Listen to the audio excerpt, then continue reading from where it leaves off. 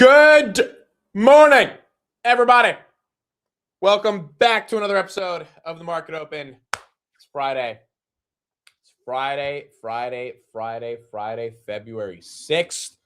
Thank you all for being here. We have made it to the end of the week, and it has been quite the week, to say the least, in terms of everything we've had to deal with. And, well, at least for the day, or maybe I should say for the pre-market, got a little bit of green. Got a little bit of green. I know a lot of people are probably thinking it is a dead cat bounce. I cannot blame you for thinking that.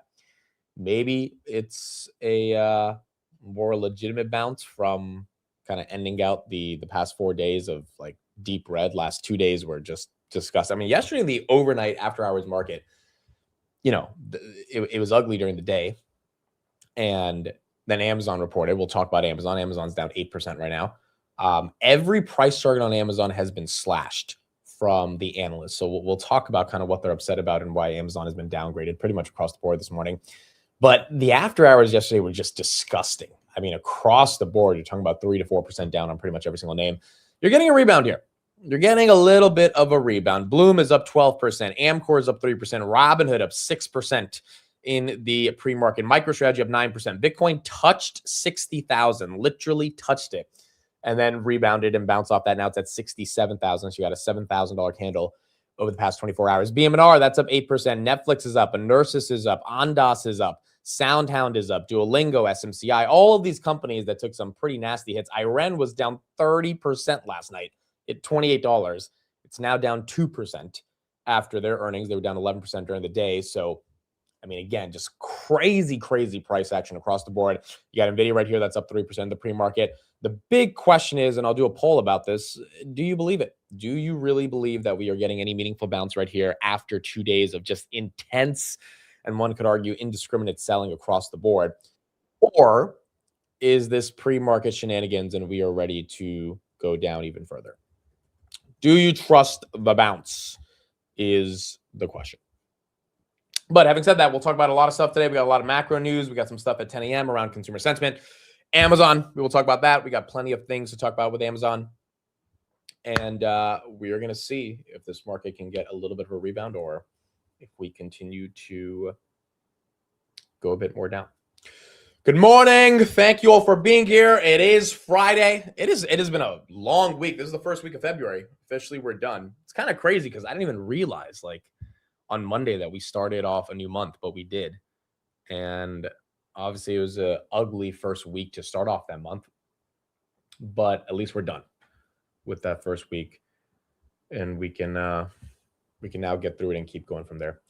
Good morning. Thank you all for being here again. I know it's been a bit of an emotional week, an emotional roller coaster. You probably had to deal with a variety of different emotions, probably have had to talk to people in your life that are invested in the stock market because they're just questioning what's going on, why is it happening. And, you know, the big thing about this week is that there's no one single reason you can point to that easily says, hey, this is why the stock market is down and this is why, you have lost a lot of money. It's like there is no one single, I mean, like a couple of people asked me yesterday and I was like, they're really technical. They're like, just explain it to me. I was like, well, so there's this guy named Kevin Warsh, and he really is not in favor of quantitative easing. And people are like, all right, I don't care. Like, it's like you try to explain it and they don't care. And then I'm like, they're like, what else is there? I'm like, well, there's this idea that AI tools are going to fundamentally change the paradigm around SaaS companies, and the agentic workflows are going to overtake the traditional custom CRMs, for example. They're like, what are you saying? Like, what's like last time in April, it was really easy. It was like, Trump wants to tariff the world. He ruined everything. That's why we're down. And everyone was like, oh yeah, oh, cool. Okay. Trump bad. Got it. This time it's like, you can't really say that. There's too much more nuance and no one wants the nuance, right? And I think that's why this week has been even harder to be able to explain what exactly is happening. All right, so let's get into it. Again, thank you everybody for being here. Let's start off with Amazon. Amazon crushed earnings, in my opinion. AWS accelerated to 24% year-over-year growth. Last quarter, it was 22%. This is the fastest growing AWS reacceleration in Amazon's, I think it's 7-year history, or at least in the past 7 years. Obviously, they grew AWS a lot faster when they first started in 2006, but it's reaccelerated over the past 7 years. The problem is, the street wanted $145 billion in capex. Amazon said they were going to do $200 billion. And that is when I think you started seeing some more pain. I think the street is just not happy with the amount of capex that these companies are spending. And like, I get it, it is a bit aggressive. Google said they were going to do basically 195 billion or 185 billion. Meta said they're going to do 135 billion. All of these were 30 to 40 billion ahead of expectations. Now, what is this bullish for? This is incredibly bullish for NVIDIA, because a large, or a Nebius, or an Iren, or a CoreWeave, or an AMD, or a Broadcom, all this money is going to go into that ecosystem. And so the idea that this is bearish somehow for semiconductors, AI, hyperscalers, et cetera, doesn't make a lot of sense, but it does mean that Amazon's probably going to have negative free cash flow. And the opportunity that they're seeing is so large that they kind of don't care that they're going to have negative free cash flow, but nonetheless, they will have it. Also, this morning, Amazon has filed for a mixed shelf offering. The size was not disclosed.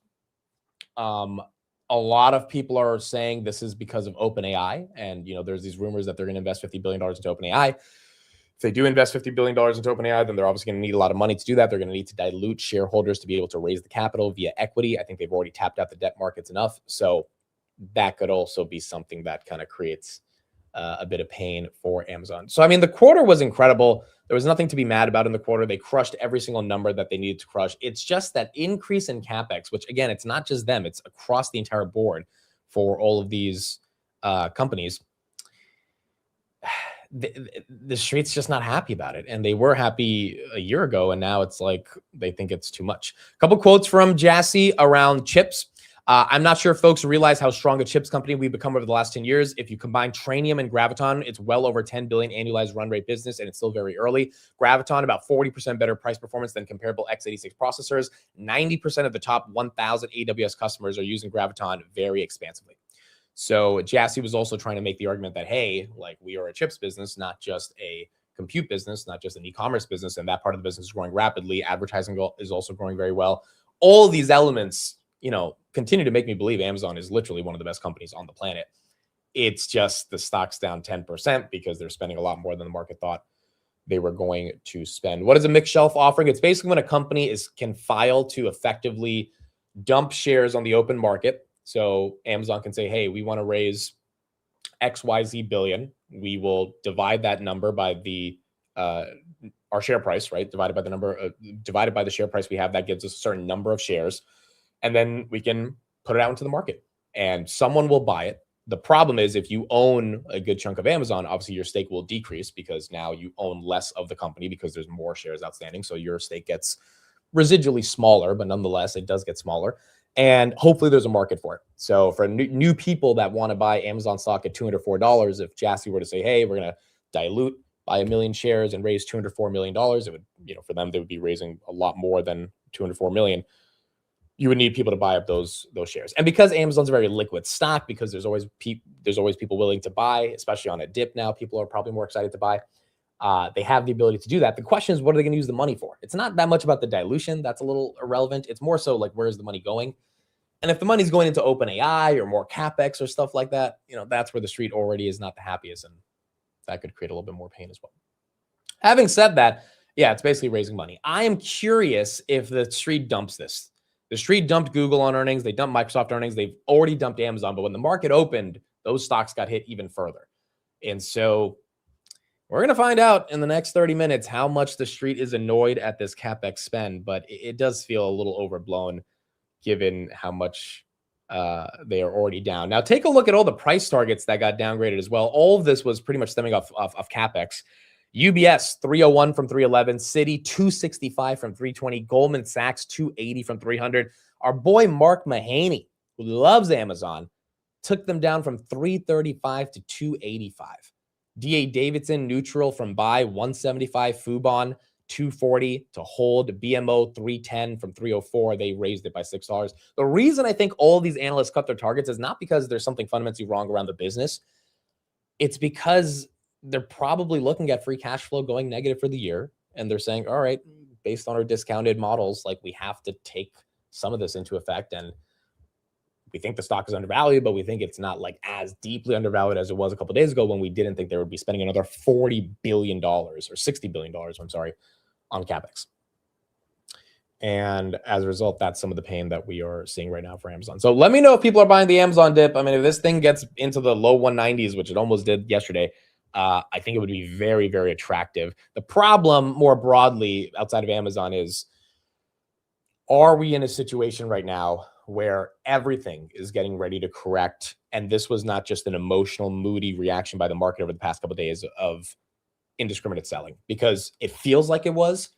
But if it wasn't, and this is a structural rebalance, midterm year, fourth year in the cycle, fourth year in the bull market, things need to take a breather, then everything is going down even further. And I don't think we fully know exactly what part of the cycle we are at yet, which is why I don't think a lot of people have stepped in and immediately bought the dip in terms of these hedge funds, because they're trying to figure out, is this a dip buy or is this something that's a lot more serious than that? And I think that's confusing a lot of people right now. But time will tell. Time will tell, and hopefully we are in a much better situation over the coming weeks. I do think we just need more data to determine if we're going to be in a better situation. And unfortunately, the labor market data we got last week or this week wasn't helping, right? So this was the summary of all the labor market data. We missed on ADP private payrolls. We missed on jobless claims. We had the lowest job opening since 2020, and we had the most cuts in January since 2009. Like, you put all that together along with the level of selling that we've seen across the board, which again, I don't think this is just retail getting stopped at a margin. I'm sure that's part of it, but you don't move Salesforce down $40 billion in market cap because of retail leverage. Maybe Iren can move that much in the after hours because of retail leverage, but like the companies that have been sold off at the velocity they've been sold off just feels like it's a little bit deeper. And I think that V-shape is possible, but we're going to need to see a little bit more data to see that V-shape actually happen in a way that makes a lot more sense. So we'll see as we get through the next coming weeks in terms of what happens. We had a lot of data coming out next week. That is correct. We do have a lot of data coming out next week as well. Here was Dan Ives yesterday, and these were thoughts on the sell-off and kind of how it's all playing out. On some of the software companies. We were just talking with the CEO of Atlassian, and you mentioned Jensen Huang. He actually defended some of these software companies, saying that this sell-off was kind of overblown. The disruption that investors seem to be trying to suss out isn't quite there here. Do they have a place, those kind of smaller, I don't call them second tier, but you know what I mean, those smaller companies in this AI race? Look, I mean, I could tell you, like, in 25 years, this structural sell-off in software is unlike anything I've ever seen. I mean, I'm just saying in terms of the structural sell-off.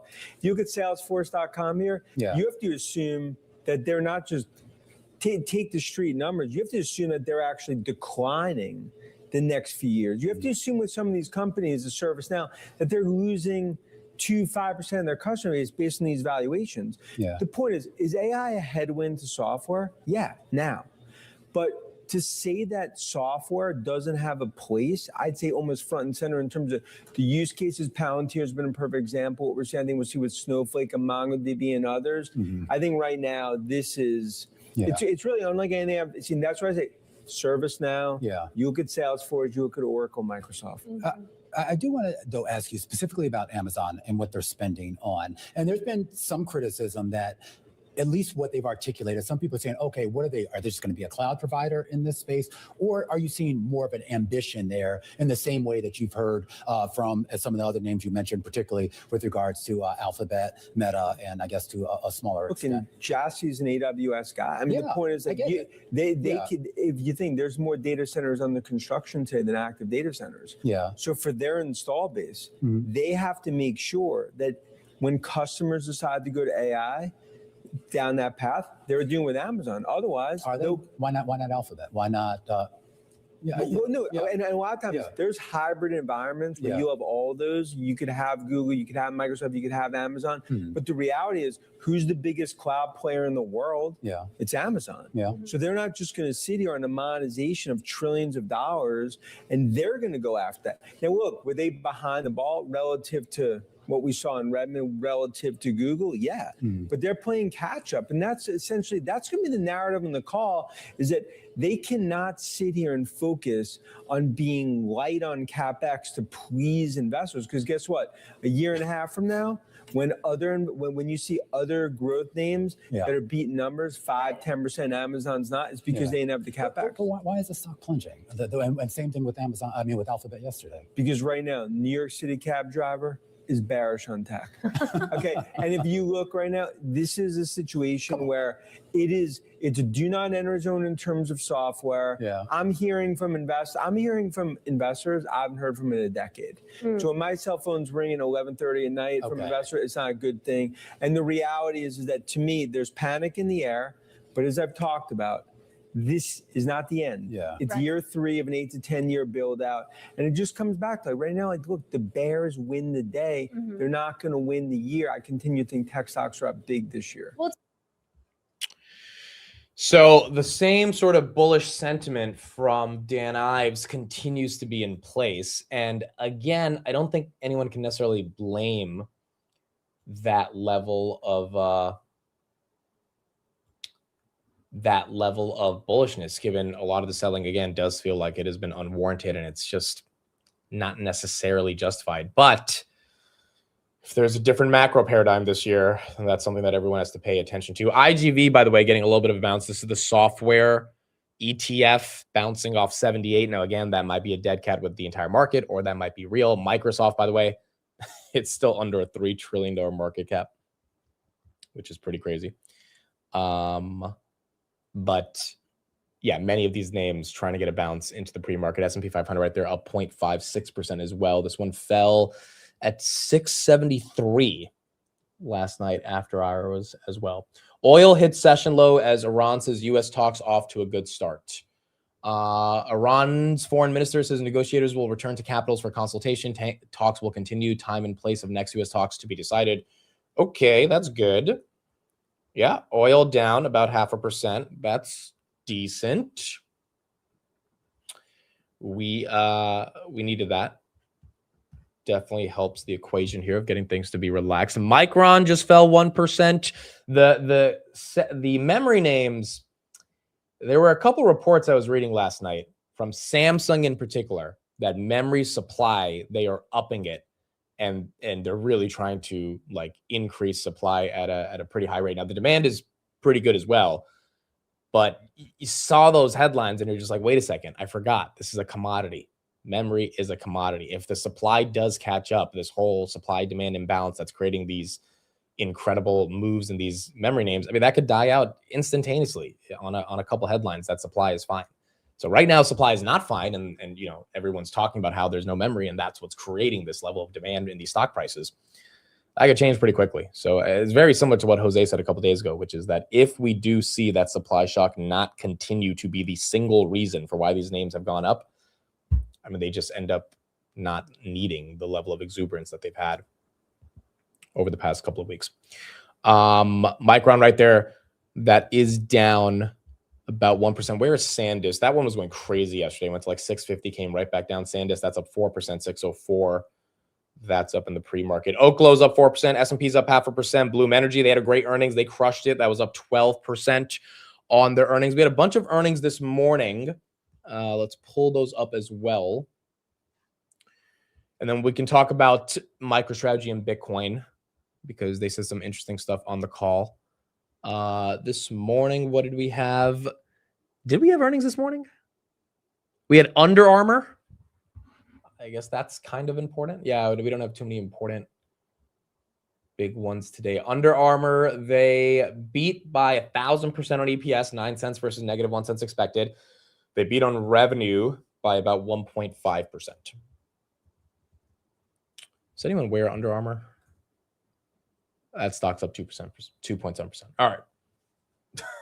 So Under Armour was the earnings yesterday or today. Yesterday, the earnings that we had were Atlassian, that's down 1%. CleanSpark, that's up 7%. Bloom, that's up 12%. Reddit, that one actually crushed it. That's up 6%.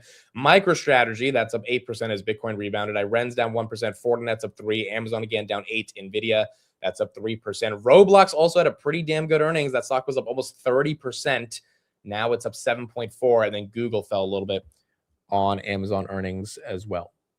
Semi-analysis says we reduced Micron's share of NVIDIA Rubin HBM to 0. We currently do not see indications of NVIDIA ordering Micron HBM. Oh, wow. That's also probably one of the reasons why Micron wow, look at that. Micron down 3% on that semi-analysis report. Semi-analysis actually has a lot of influence in the ecosystem around, just overall thought leadership around semiconductor names. That's weird. We do not see NVIDIA, Vera Rubin buying any more Micron HBM. See, and again, if an NVIDIA were to come out and the headline is we have enough HBM, we're buying it from XYZ suppliers, yada, yada, like all of that leads the market to remember that it is a commodity at the end of the day that is contingent on supply and demand. Iren, I thought their earnings were decent. The stock price action was kind of crazy. It was down almost 30% after hours. I don't know exactly why, but it did take a pretty nasty hit. Overall, I mean, the earnings seem to be okay. From what I heard of other people that listened to the call, they were not impressed by the call. They didn't like that the CEO wasn't really answering questions straight up. They were kind of sidestepping questions around capacity and overall growth. I mean, I didn't listen to the call, so I'm not fully sure, but I do think being down 30% was a bit aggressive, and that's why it makes sense that it's starting to rebound now in the pre-markets. Take a look at this chart right here. Big tech is going to be pouring $650 billion now that we have had all the big tech earnings outside of NVIDIA into AI in 2026. I mean, this is pretty incredible. This is pretty incredible that this is creating the momentum that it's creating. Now, $650 billion. The other question is, hey, can we really have a recession in the economy when these amounts of CapEx are being spent throughout the entire ecosystem? Because this is on vendors, distributors, data centers, construction, GPUs. I mean, these are fueling hundreds of thousands, if not millions of salaries across the entire world with $650 billion being put into the system. It's obviously fueling GDP. GDP growth, again, the technical definition of recession is 2 quarters of negative GDP growth. It just doesn't feel like that's going to be the case. And if that's not the case, then I think we should be okay. Nate says I might go all in Nebius. This is getting ridiculous. Yeah, Nebius also got hit with that Iren earnings yesterday. But Nebius, Iren, CoreWeave, Nebius up 5% now pre-markets. They should benefit from all this as well. Like this $650 billion is going to be deployed across plenty of the neoclouds. And so again, every way you slice it, it doesn't feel like the sell-off has a meaningful reason to be catalyzed. Outside of, we were talking about this last night, maybe valuations just got too aggressive across the board, and the companies that we thought were able to hold the massive premium that they were getting compared to historical relative valuations are just not able to hold those numbers anymore because the market doesn't want to give it to them. And as a result, that's the pain that we're seeing right here. But I think time will tell to see how bad or how strong it can get. Higher, thanks for the super chat. Closed my eyes and bought a ton of Microsoft. I don't hate that at all. Microsoft right there at 401. The fact that they took Microsoft below 400 yesterday also should have been a sign that they were not going to be friendly to Amazon. Microsoft, I was listening to a couple things around Microsoft. Their GitHub Copilot is at an all-time high, and then overall Copilot usage is at an all-time high. I think they have 15 million people paying $30 a month, so it's $5 billion a year. You could see that getting to $10 billion a year in a couple of years, and that business doubling. And the AI usage inside of Microsoft is not actually slow. It's actually accelerating at a pretty aggressive rate. Question is, does the street feel that is enough outside of Azure to give them momentum? And right now, that's not exactly what we're seeing. But over time, I guess we will have a better understanding of it. Let's talk about Hood real quick. So I think this is actually an important clip to play because I saw it this morning, and I do think it makes a little sense here to show this clip. This is Jim Chanos. Apparently, he went short Hood in December, and the logic behind it is not too crazy, but here is why I think it's a decent summary. Hood has got hit as hard as it got hit. In the fourth quarter, the stock got up to 50 times 2026 estimates. And what we noticed was that using their own KPIs, their own data, was that really activity had peaked in October. And the other problem that we saw with Robinhood was that, and we were short Robinhood, I should point out, we were short Robinhood in 2021 when it went from basically 50 to 10. And we saw the same kind of structure in terms of the people who owned the stock. It was Robinhood customers who owned Robinhood the stock, but we saw a heavy reliance on option trading and crypto, and to the point that our view was it was unhealthy, and that a big jump in the profitability of the firm was due to that, not things like Robinhood Gold or some of the more interesting things that I think they are doing. By the way, they are turning the thing into a bank. And you know, one of the things I'll just say really quickly about that is their user base, and we've seen this because Guy and I have had a lot of experience with some of these retail platforms.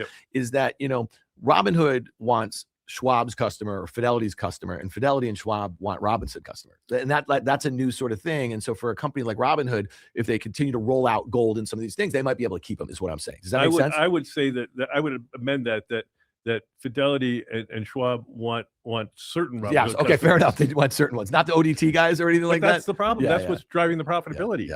And so really our view was at 50 times there was an asymmetric risk reward in this trade, because if activity slowed even a little bit, and it was slowing already at that point, you were going to get a re-rating in this stock. And if you got a bear market, I mean, Robinhood has traded at tangible book value in 2022. Well, tangible book value at this company is like $10. And so at 140, it just seemed to us that the risk reward here was people were looking in the rearview mirror about growth and not looking at the fact that a lot of that growth was cyclical, not secular, right? It was. Now, look, I think it's a fair argument for what he's saying about the growth being a bit more cyclical and the stock being expensive at 140, 150. I think most of us acknowledge that it was getting up there. I don't think it needed to go down back to 70. And the reason it's gone back down to 70 is based on not just the broader market taking a hit, because, again, it's not just Robinhood, it's a lot of names that have taken a hit with it, but the interpretation of the street that all of the trading volumes have peaked for the cycle, which, I mean, we're going to find out in the next coming months based on the data that we're getting. I don't think, it'd be funny if October was really extreme in terms of the level of activity, but January was pretty crazy, up and down across the board. Maybe not for crypto, but definitely for equities. So I don't know if activity has necessarily peaked in October. And if it hasn't, then that growth story, which is what most of the analysts that have their high price targets on Robinhood continue to believe, will continue. But the more broader fundamental contrarian argument around Robinhood is that they are transitioning not just from a company that is rooted in market volatility, but a company that has access to your wallet and that will be able to monetize in a variety of different ways, essentially like a bank, but in a way that puts out more fast-growing products, innovative products, and that allows you to use the product overall a lot more. Now, one thing that I have not seen that deeply is Robinhood Banking or Robinhood Gold expanded to 27 million people, right? And right now, I think they have a couple 100,000. They need to get that to a couple million for them to really see the effects of maybe more diversified business model. But that takes time. And I think Vlad is not necessarily trying to be like, yes, we need millions of people using banking tomorrow, because that would probably be a detriment to the health of the business. He wants to take it slow. But if you're going to take it slow and the trading volumes do peak, the stock price will re-rate, which is basically what we've seen right now. Having said that, I think it's a bit overdone. But I don't think it's just overdone on Robin. I think it's overdone on a lot of different names. And so we have earnings next week. We're going to see how Vlad kind of talks about the profitability and scalability of the business outside of just trading volumes. But we also have to see a broader market bounce, because if we don't see a broader market bounce, then obviously I think Robinhood is going to get hit or continue to be hit the way that a lot of these other names are hit. Now, Sam Altman yesterday, he was asked about if software is dead on a new podcast. Here's what he had to say about OpenAI, AI in general, and software. But there will be other parts too. Makes sense. Is software dead? It's different. It's definitely not dead. But what software, like how you create it, how you're going to use it, how much you're going to have written for you each time you need it versus how much you'll want sort of a consistent UX. That's all going to change. There have been a number of these like big sell-offs of SaaS stocks over the last few years as these models have rolled out. I expect there will continue to be more. I expect there will be big booms in software. I think it's just going to be volatile for a while as people figure out what this looks like. The statement that someone said to me that has stuck in my mind most these last couple of weeks is that every company is an API company now, whether they want to be or not. Oh, yeah. Because agents are just going to be able to Right. A Yeah, we CSI. had Dara from Uber on yesterday, and he had a pretty refreshing kind of approach. We were asking about integrating agents with Uber, and he recognized that the ad business could potentially be threatened if you can order an Uber and ChatGPT. But he basically said, like, you have to think of the consumer. Yeah. The consumer wants to order an Uber via their preferred agent. You should let them. Otherwise, you're going to have other problems. Yeah, that is the right take for sure. And I think so at least. Yeah. And, we've been through platform shifts like this before where Uber wouldn't have existed without one. It wasn't until the iPhone where you could have it make sense to order an Uber to right where you were as you were out in the world. So I think there will be totally new things that happen, other things you'll use in new ways. But definitely as I've started using Codex, my excitement about having agents go off and do things for me and still use other services, pay other services. I'm sure we'll need to figure out new business models and how revenue gets shared around, but that will happen. Yeah, talk more about Codex. So, Sam Altman is not really giving a, warm answer to this idea of software being dead. Jensen tried to give a better answer a couple of days ago at a conference. Jensen was like, hey, software is not dead. This is crazy. The idea that AI is just going to ruin all these software companies. Sam's like, well, every company has to become an API company. And as a result of every company becoming an API company, they're going to have to integrate these agents, and these agents might end up actually creating a lot more volatility. Like Sam's kind of acknowledging, software could be dead, at least to an extent, which you either agree with or don't agree with. And let me know in the chat who's buying any of these software names. Like, are you putting your foot down and saying, nope, I am buying a CRM or an Adobe here or IGV. I'm just going long software. Because again, either it's DeepSeek for software, and this is such a phenomenal buying opportunity that's going to be looked back in a year, just like NVIDIA at 90 and saying, wow, that was pretty obvious. Or this is something that's going to get prolonged for a while. And it's not really going to be that fun. Again, software, relatively 6 years of gains compared to the S&P have been wiped out over the past couple of years.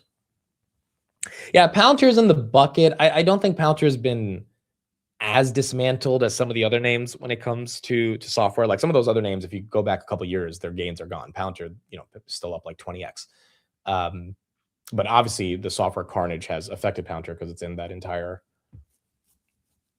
bucket of names that have been getting it. Palantir right there up 4.86% in the pre-market. You got some quotes from the Fed. Bostic says tariff effects will have run through by the middle of year. Inflation has been too high for too long. Can't lose sight of inflationary concerns. I think any Fed official complaining about inflation right now is kind of crazy. And the reason for that is because I do think AI, this is the one thing that Kevin Warsh believes in pretty strongly. Like AI is going to be very deflationary. And we're already seeing it in the labor market. All these white collar jobs that are being lost right now. Yeah, that's going to lead to plenty of demand destruction. And I don't know if it'll get us to inflation at 2%, but I don't think tariffs are the biggest reason to be afraid of inflation. And Jay Powell said that a couple of FOMCs ago. So it's weird that Bostic is so concerned right here about inflation. By the way, look at what SoFi just tweeted. As we enter 2026, SoFi's mission and vision for the future are attracting more investors than ever before. That's why we are excited to share our first investor relations spotlight, providing more context on our recent capital raises. We'll share these from time to time and look forward to your feedback. That is the Chris Hager effect in action, ladies and gentlemen. There you go. Nice to see SoFi doing a lot more communicating with their investor base. And, hopefully they continue to do that. Again, SoFi's price action as well, insanity to me. Just like they took this thing under 18. I think it's a 19 pre-market. Yeah, it's a 20 pre-market, but they took it to 1850 last night. Like, what is going on? 1850 is a bit aggressive. Used car prices up 2.4% year over year and month over month in January. That's a pretty big rise. Yeah, we're going to get a lot more macro data today as well. Again, I'm not saying inflation is not having any impact on the economy. I just think more broadly speaking, it can't be the defining issue around interest rates anymore. I really do think that defining issue is the labor market because A, the labor market's declining. B, I think the Fed kind of understands the impacts of AI. I know Kevin Warsh does. Those impacts are going to lead to some level of deflation. And it might be a lot more than what we all think. Robinhood right there, that's up 6.84% of the pre-market, 77.65. HIMS has been decimated. They were up 20% yesterday. Then they had that Wegovy copy pill. Then Novo said, we're going to be suing you. I mean, this stock is just, it's unbelievable how it's played out. But the entire thesis to me has been kind of destroyed. And, you know, their ability to go up against Big Pharma, that's just not happening. Not in any meaningful way right now. So we're going to have to see what happens with HIMS. But yeah, I don't know. I think there's a lot. I mean, there are too many opportunities out there to be excited about HIMS, especially with the fact that they have as many catalysts as they have to the downside right now. Affirm, that's up about 2% as well in the pre-markets. We actually have the Affirm CEO on CNBC. Let's see what he's saying here as well. In my shareholder letters, that's the misspelling, but we had a really successful both Black Friday, Cyber Monday, but right before that, we threw this amazing event where we basically offered 0%, no interest transactions to just about every shopper in the span of 3 days. Had a huge impact. Merchants that used that opportunity to promote their services and products saw up to 27% increase in sales just in the course of 3 days. And so we're definitely gonna do it again. It was a huge success. Millions of people took advantage of it. Some of the analysts are always concerned about whether you're going to get new retailers. To me, the issue is quite different.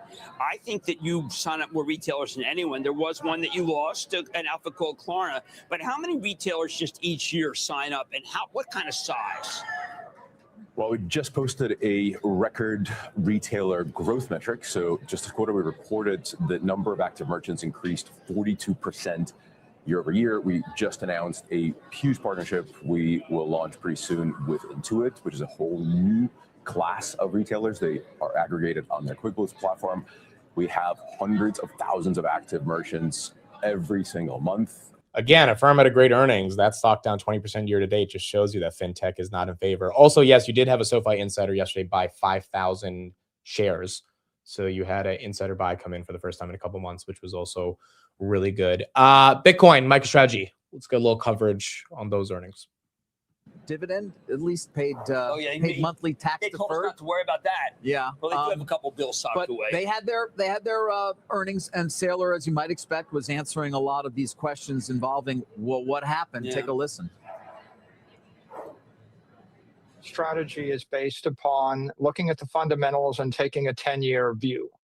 And so when you consider the fundamentals of digital capital, you have to start with the most important regulator in the entire world. And that is the President of the United States. We have a Bitcoin president, and he's intent upon making America the Bitcoin superpower, the crypto capital of the world, and the leader in digital assets. I don't think you can underestimate the importance of having support for the industry and digital capital at the very top of the political structure. Now, equally important, if we look at the cabinet that's been put in place on the next slide, you see the entire government is now embraced Bitcoin. All right. Well, hasn't helped. Realistically, this is what Michael Saylor actually sounded like on that call, in my opinion. And I tried to do a strategy, and then I tried to do that strategy, and it didn't work. Oh. That happens a lot in life. I think if you have a strategy for something that doesn't pan out, you know? And I tried. So, you know, that's kind of how I thought it was. But yeah, it was weird, dude. This was the call. This was why are all these crypto Avengers coming together on MicroStrategy? It's almost like Saylor called up Tom Lee and Lynn Aldrin and all these people and was like, dude, I'm sitting on $10 billion of losses. I need you guys to help me pump this thing. This was just weird. I'm sorry, it was weird.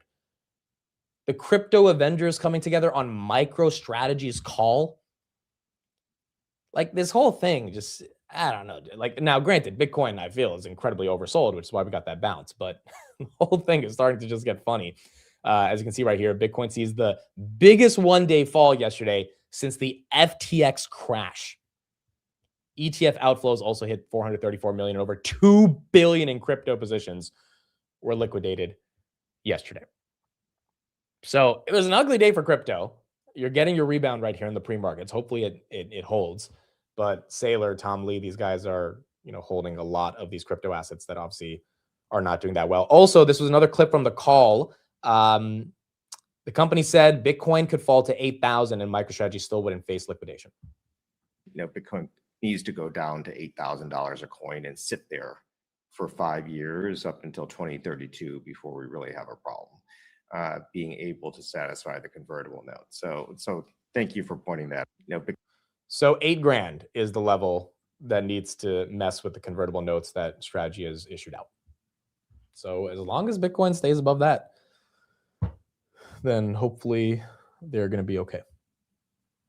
Please bring back the old cowbell. Okay, what do people like? Do we like the new cowbell from Tibet or the old cowbell? I'm trying to compromise for the people that hate the bell and the new bell people say they like. The old bell is definitely louder than the new bell. Why does everyone want the old bell, bro? Everyone got so mad over the past couple of weeks. The bell's annoying. The bell's annoying. Looks like you don't know what you have till it's gone. You don't know what you have till it's gone. The new bell started this downfall. See, I don't believe these things anymore because everyone said you had to shave or else we would tank. And then I shaved and we tanked. So, okay, let me do a poll real quick. Do a quick poll. The problem is if we bounce today and I use the new bell, or the old bell, I'll never be able to go back to the new bell. 65% of you said you don't trust the bounce. Or a new or old bell. If I do the old bell, I'll just try to keep it to like 5 seconds. I'll try to make it super short so that it's not too loud.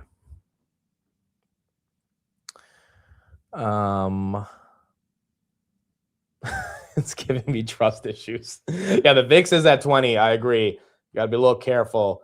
I think if you're going to buy into strength, I would give it a couple of minutes at least before you buy heavy into strength. Like, let's see if this thing has any level of trend. I mean, pre-markets, if pre-markets just flip red in the next minute, it would be kind of crazy. But it also feels like there is a decent chunk of momentum here to keep it going. All right, you guys want the old bell? We'll bring back the old bell. I'll just try not to be too long with it. We'll keep going with that. It is Friday. It is option expiry day. So those could be some things affecting the market. But again, we are pretty oversold in a lot of elements of the broader market. Inside of the NASDAQ, for example, you have 31% of stocks that have an RSI below 30 in the NASDAQ 100. So if we were going to get a bounce, then today might be the day. Friday, February 6th, 9:30 a.m. Thank you, everybody, for being here. The stock market is now open.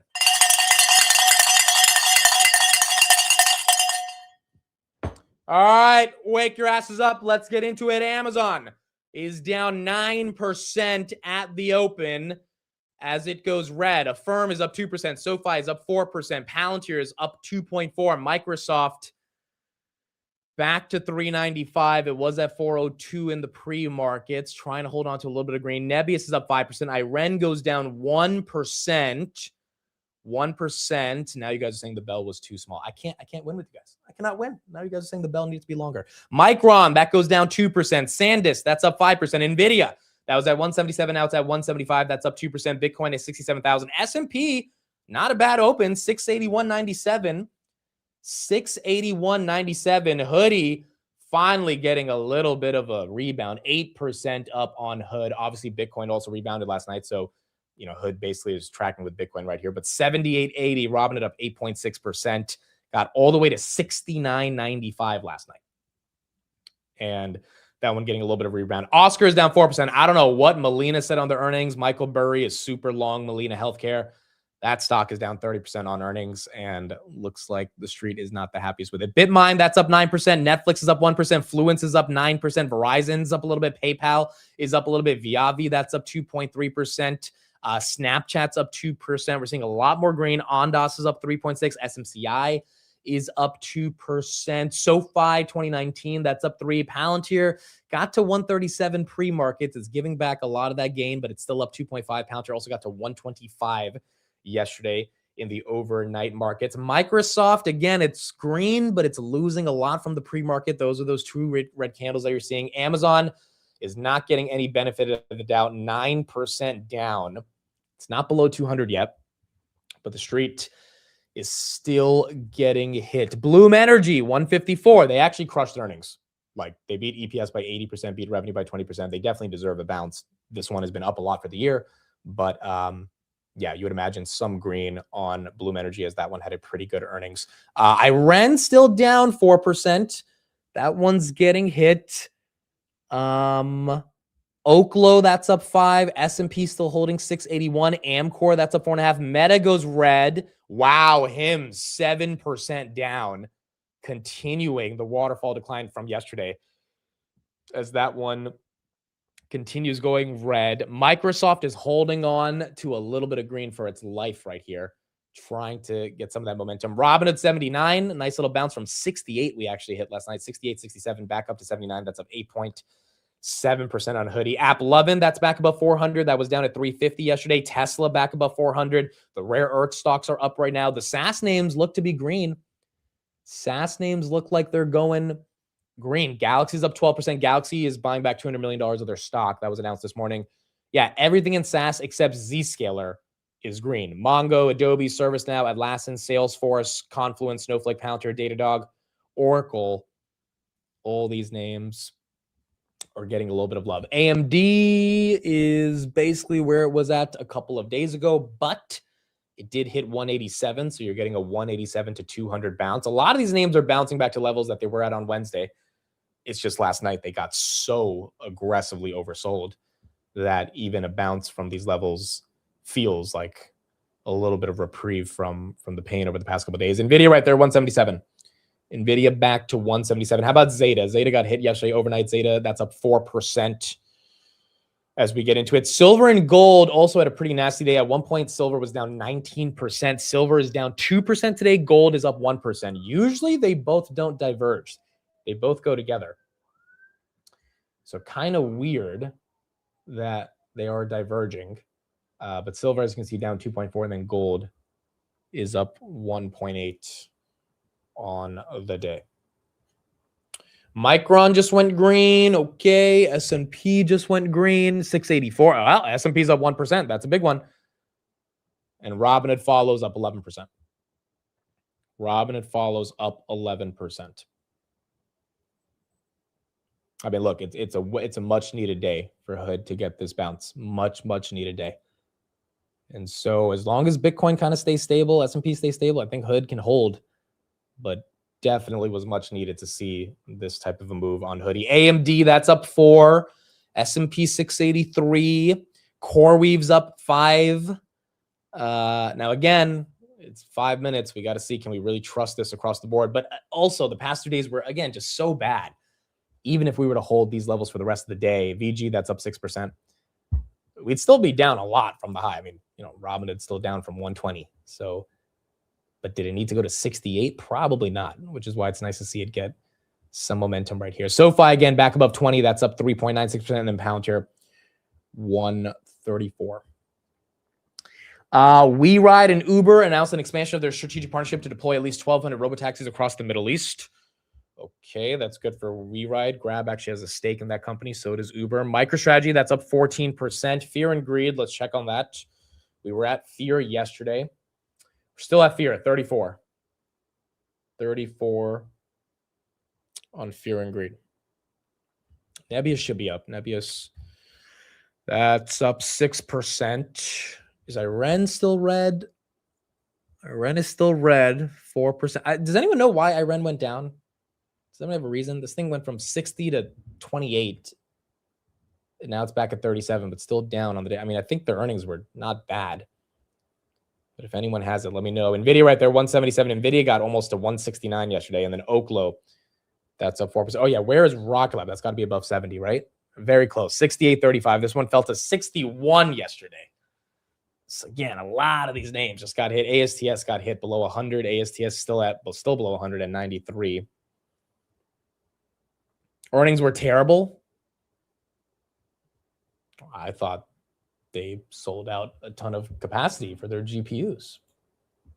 Again, I didn't go through it that deeply, but what am I saying? They missed on revenue. I forgot. They missed by 40 million and revenue declined quarter over quarter. Now, I think the Bitcoin mining stuff had part of an issue with that, but from those top line results, I do remember they didn't have the best revenue targets based on the miss. On Iran, they are focused more on implementing Microsoft deal, and so making other deals has been on hold despite having a lot of power secured and ready to sell. Well, that's another reason I like Nebius. I think they are definitely sold out, and they just have a lot more of a diversified business. But also, I don't think Iran deserved to go down 30% yesterday. So you are seeing some of that recovery, but that's down 4%. Robinhood trying to touch 81 right here. Get up 11% on the day. SanDisk again, that's up 5%. NVIDIA, 176.90. Amazon, are we still down 10? Wow. Street is not giving it any love. A lot of these names bouncing, but not Amazon. It's a little sus. You would think Amazon gets a little bit of love, but it's not. Amazon down 9%. Palantir, 134. That's up 3.7, down from 137. The 10-year, I think, is coming down today, which is good to see. Yeah, we're at 4.20. We need to get below 4.2 for that to be a bit more exciting. But that is down. Matt said I bought new hood leaps yesterday. All right, Mr. Matt adding to those hood leaps. SoFi up almost 5%. Yeah, I mean, we're seeing a decent chunk. Look at the S&P. That's a full 1%, more than 1%. That's pretty much recovering everything that we lost yesterday. Robinhood 12%. SoFi up 5%. NVIDIA up 4%. It's definitely a bounce. No one can argue that it's not a bounce. The question is it a bounce that gets rejected on Monday? Is it a bounce that gets rejected in the next couple hours? Or is this the bounce that marks an end to the 3-day bloodbath we've seen? Look at Broadcom, 324. Nice to see that one, especially off those Google earnings. Yeah, can we make it through lunch? That would be nice. Where's Google? Google is 327. That one's still flat. Microsoft, are we coming back up? MSFT, let's get back above 400 on that. Microsoft, 399.50, trying to get back above there. Amcor is up 7%. I mean, dude, if NVIDIA can get 180, that would be very encouraging right here. 178.15 on NVIDIA. Reddit, they crushed earnings. That stock is barely up, but it's still having a little bit of love. ASTS still down. Amazon still down. Iren still down. All the quantum names are up. A lot of high beta names are up. Space names are up, but Amazon is still down. Baba's up 2%. Baidu's up 3%. iBit's up 6.48%. Walmart's up another 1.2%. Duolingo is up 2.4%. Until we lose a lot of these moves, which we might not, it feels like a lot of sectors are participating. BMR, that's up 9.4%. How about healthcare? Lilly is up 3%. That's a big move on Lilly. JP Morgan is up 3%. That's a big move on JP Morgan. That's what's helping the S&P get up 1% today. You're seeing XLF XLF is up almost 2%. Even if tech were to fade today, definitely a lot of other parts of the market are helping out. Wow, HIM's down 9%, dude. You know what the worst thing was about HIM's yesterday? People are going to hate me for saying this, but remember when the CEO put those like looking eye emojis on the guy who said like a short squeeze is about to happen? That same guy tweeted something yesterday, and the HIM CEO responded to him again, even though it had nothing to do with the stock this time. But it's like, dude, did you not see the feedback of people saying, like, don't engage with these types of people? And then you're going to respond to him again? I'm like, what? Like, how are you so ignorant the entire retail investing world was like, hey, don't respond to this guy. He's trying to pump your stock, and you are helping him pump your stock in a way that is like not really, honestly, feels even legal, what you're doing. And then he's responding to him again. Like, the CEO is just weird, bro. Like, Vlad would never comment on a post that I make about the stock. Why? Because you keep that level of separation, right? He respects that I can analyze the stock, but he's not going to respond to it like that. You don't do that. It's weird. And it takes away all level of professionalism. I don't know, dude. It's just, I don't like it. I really don't like it. Hims right there down 9.7%. Down on the day. Roblox, this was up 20% yesterday. Roblox now up 4%. They are growing DAUs at 70% year over year.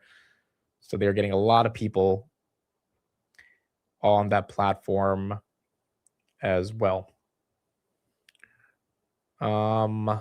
Gold, is that back? What about Elon? Okay, Elon is Elon. Elon can do a lot of things that most CEOs can't. The him CEO is not Elon. And you got to be self-aware enough to know that. He's not Elon. Gold's up 1.2. Silver's down 2. That's weird. When's the last time we saw gold go up and silver go down? When's the last time we saw gold go up and silver go down? I don't think we've seen that in a while. This is a bit weird price action. Nvidia right there, 179.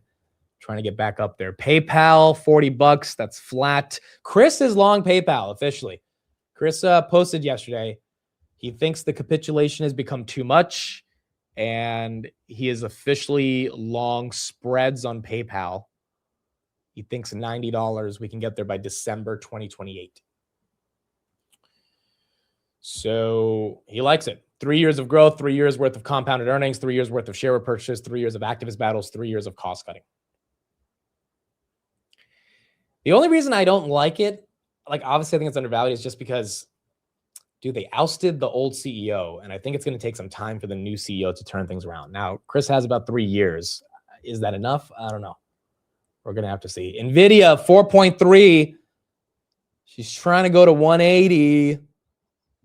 Let's see if we can break through 180. That would be very nice. Reddit losing a lot of its pump. Is Palantir following? Palantir. No, Palantir is actually not following Nvidia. Palantir was at 137, now 133. Nvidia super close to 180 right here. SLV is up 3%. GLD is also up 2.6%. All right, so those both are moving together. Hershey's is up 3% after being up yesterday. Shopify up 2% as well.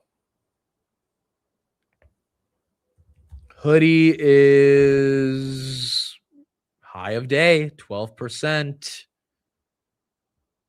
She's moving. Nvidia above 180 would really, I think, start getting the market to be up. SoFi's up 6. SoFi, again, never deserved to be below. I mean, forget $20. I don't think it deserves to be below 25, but they're seeing a big move on SoFi. Now, again, SoFi at 27.73 was exactly what SoFi was at, I think, at around 3:30 p.m. That's when we started to get a little bit of a move on Wednesday. So to show how bad the sell-off was, SoFi fell all the way to 1850. It's now recovering to where it was on Wednesday, which is not really anything. And it's every stock, not just SoFi. But that's how bad last night got, that these stocks have to recover to where they were on Wednesday. And Wednesday was a bloodbath. So hopefully we can at least hold these levels and then see if we can make some progress next week to keep going. 180 on NVIDIA. There you go. 180 for NVIDIA. 180. All right. Proper 5% move. Now, once again, it's only 15 minutes into the session. Let's see if it can actually hold, if the buyers are legit, or if this is just a little hanky-panky in the stock market. Apple right there pushing 280 as well. I'm canceling my McDonald's date. You might be able to cancel it. Robinhood, 82. Nice little 12% day. Let's see. Let's see. Can we hold on to it? Can we hold on? That is the question. What price of ETH would get BM&R in trouble? From my understanding, it's like 500 a token, which even then I think they get to They don't necessarily get liquidated or anything like that.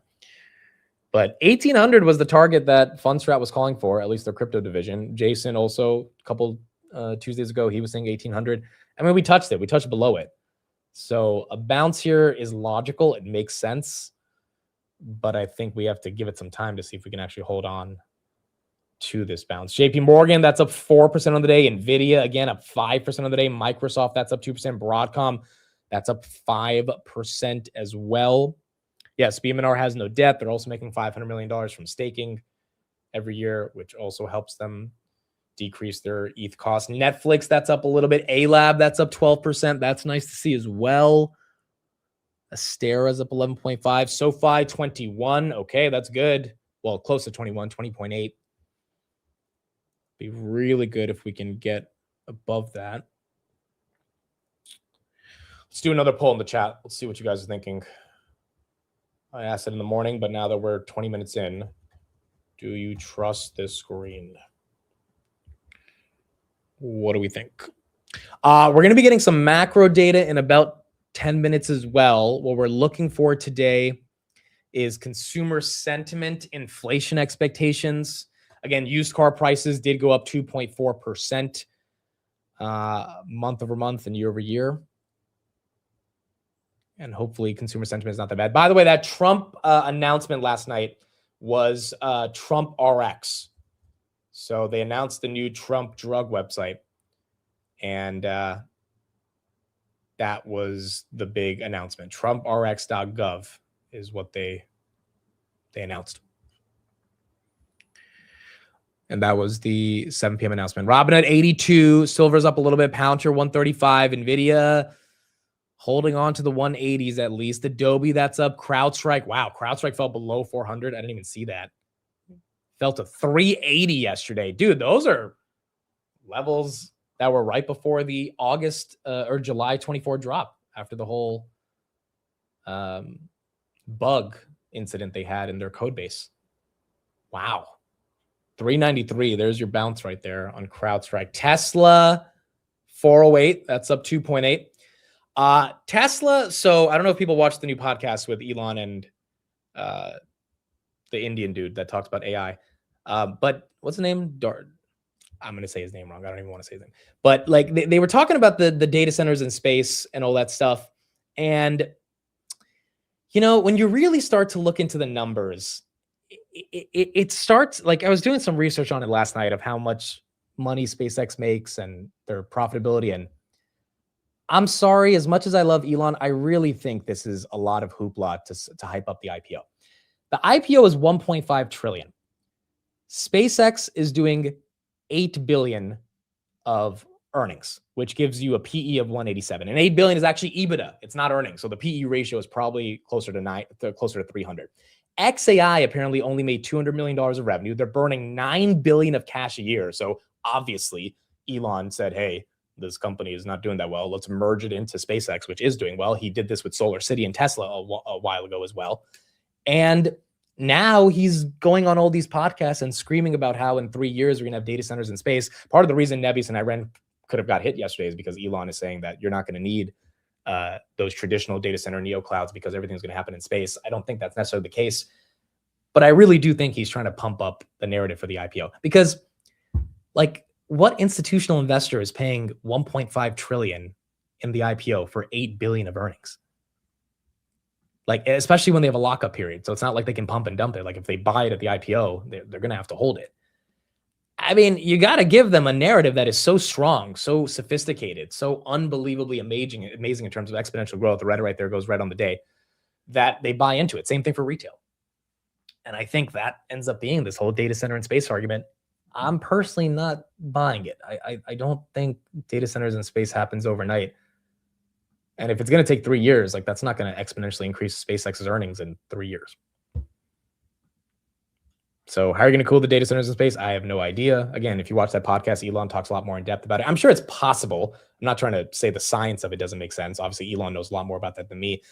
I'm just saying the valuation on this thing. I mean, he's going to get buyers, but like you're paying a very, very, very expensive price for this thing.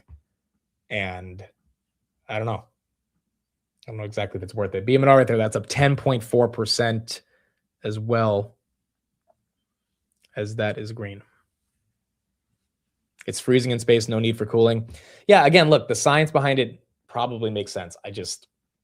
Dude, who in the chat is going to buy the SpaceX IPO at 1.5 trillion, which you'll be lucky if you get that price, because if that thing shoots up even further, you're probably paying 2 trillion for a company doing 8 billion in earnings. 8 billion in EBITDA, I should say. Nvidia 181. All right, Nvidia's getting a move. Nvidia is getting a move here. Okay, this is good. Nvidia's moving. The broader market should move with it. Broadcom, that's moving as well. Let's check the heat map. S&P, wow, 686, folks. A couple bucks away from 690s. It's almost like this week didn't happen. If we can get there, I mean, that would be really nice to see. Yeah, here's our heat map. We're pretty green for the day. Google and Meta and Amazon are the only ones that are getting hit. The fact that Amazon is not recovering at all with the S&P is quite telling about Amazon, quite frankly. Amazon's still down 9%, while pretty much everything is going green. Uber's down a little bit, T-Mobile's down a little bit, and then Meta, Google, and Amazon are down a little bit. Everything else relatively green on the day. Again, I know it's only 20 minutes in, but still, it's not horrible. AMD, that's up 7%.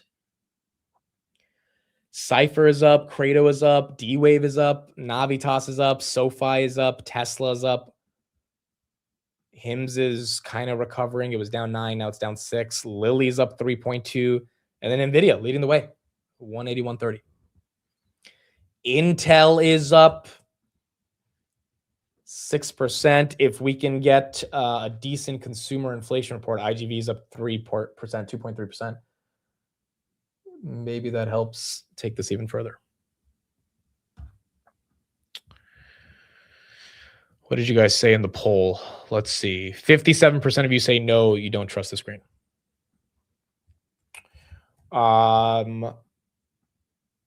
Jason. Yeah, I was talking to Jason yesterday. He also thinks this could be fake in terms of any bounce. And the bounce could be kind of trapping people. I mean, I don't know. We're going to find out if that's the case. We might find out pretty soon, or it might take some time. But look, this bounce is normal. I mean, things got really oversold yesterday. The question is, are we back? Or is it a little pit stop before we revisit some lows? Now, again, there was no real reason for the lows yesterday or the past couple of days. We had to hypothesize various theories, so it wouldn't surprise me if we are back. But I think we're going to have to see some price action still go in our favor. Meta right there going red on the day. Meta down 2%. Still. Why is Meta not recovering? That's a good question. I don't know. Google and Meta both are not recovering. And that's not really what you want to see. Same with Amazon. The fact that Google, Meta, Amazon are not participating, but a bunch of random other names are, is not good. I mean, like, you want to see those take part in this. And I really doubt people are selling Amazon, Google, and Meta to buy up some smaller names like that. It makes you think the algos are pumping everything except those three names, which would mean this is fake. But then again, NVIDIA is pumping, which, I mean, now I guess the logic is NVIDIA is the beneficiary of all the CapEx. But still, those names being down is weird. Meta in particular, because Meta crushed earnings, like absolutely crushed. Like that stock went to 750 on earnings. So that one being down is kind of crazy. Tesla right there, 407, as that's also trying to go green. Maybe this is the reason. Lawmaker probes DOJ after Apple, Google blocked an ICE tracking app. Well, that could definitely potentially affecting Google. Apple 280. That is still green. Oh, yes, we had Amazon shelf dilution. That's fair. I mean, that's actually it's good you bring that up. We covered that in the morning, but that could be the reason why people are selling off Amazon, because eventually they're going to dilute. And do you really want to buy in right before they dump a ton of shares? And we don't know how much they're going to dilute by. They didn't give the amount, which also means, you know, what if it's like $50 billion? That actually makes sense why Amazon is not. I forgot about that shelf offering, to be honest. Mercado Libre, that's down 5. I don't know why that's down 5, but that is down 5. SoFi losing some of that pump. It was at 2090. Now it's at 2050. S&P also 686 down to 684. Rocket Lab, you see that red candle right there. Microsoft right back below 400. They're not letting her hold it. 396. Where is a hoodie? Hoodie 82 to 81. AMD 206 to 204. Nvidia 180, 170 to 180. This market is not going to let us get away with it in an easy way. Palantir 135 to 133. JP Morgan, though, keeps pushing. Software IGV up 82 to 80. Now, again, until these names actually go red, Google, though, legit going red, down 2%. Until these names go red, can't necessarily say we had a full flip. But you do see a little bit of a red candle across the board right here. D-Wave, that one's still up 10% of the day. Ulta's up 1%. Where's Estee Lauder? That thing, okay, nice 6% recovery. That was down 20% yesterday, dude. Like 123 to 90, back to 102. It's a bit aggressive on this name. 2 minutes, then we'll get consumer reports. 2 minutes, then we'll get consumer reports. Shem Pasta, thanks for the super chat. Chat humbly request that the old bell be rung longer. Thank you for your attention to this matter. I can't make any of you guys happy. Either I'm ringing it for too long or I'm ringing it for too short, or you don't like the type of bell. At this point, I don't know what to do. I don't know how to make you guys happy. I don't know. BTC, are we holding 65 at least? 68? Oh, that's good. Bitcoin's making a move. Bitcoin, this is the highest it's been all day. Bitcoin 68.2 right there. Bitcoin's doing good. Oil's definitely getting a crazy bounce. That's fair. Solution to your bell problem, ring both. That would be a little aggressive, bro. That would be a little up there. Oh, by the way, is that live yet? Hold on. Let me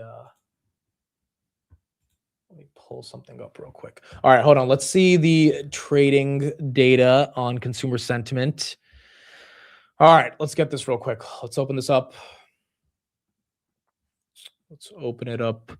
All right, so we are expecting 55 on consumer sentiment for February. 5-year inflation expectations, we're expecting 3.3. Consumer expectations, 56.7. Current conditions, 54.9. Inflation expectations, 4%. We need to beat those numbers in the next 30 seconds. S&P is 684. That's still up 1%.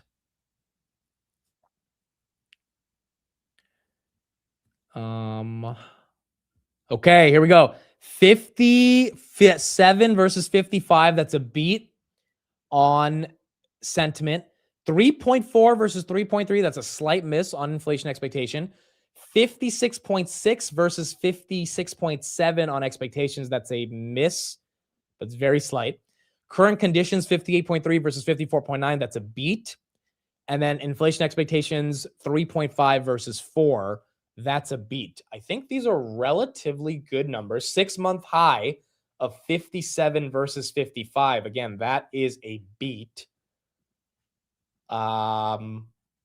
S&P, there's your green candle right there. You can see it's 684 to 685. Those aren't bad numbers. Now, the market might not care, but those are not necessarily horrible numbers right there. You're beating across the board on most of these metrics. Inflation expectations seem to be subdued from where they were a couple of weeks ago. Still, though, you're not really getting a massive jump in some of these names that already held on to these levels. Let's get some more coverage on this as well. We'll get marked a little bit more clearly, more accurately. 57.3 is our headline Michigan number, well above 55 expectations, sequentially higher than 56.4, the highest read since August of last year. Current conditions, similar, a giant pop, 58.3, sequentially following 55.4, best since October of last year. Expectations, better than we were expecting at 56.6, but sequentially lower, at least up to this point, if there's no revisions from 57 last month. However, it's still a very solid read, best since July of last year. Now let's get to the inflation reads. A big drop of one-year inflation, which in many people's opinions was running a little hot on Michigan.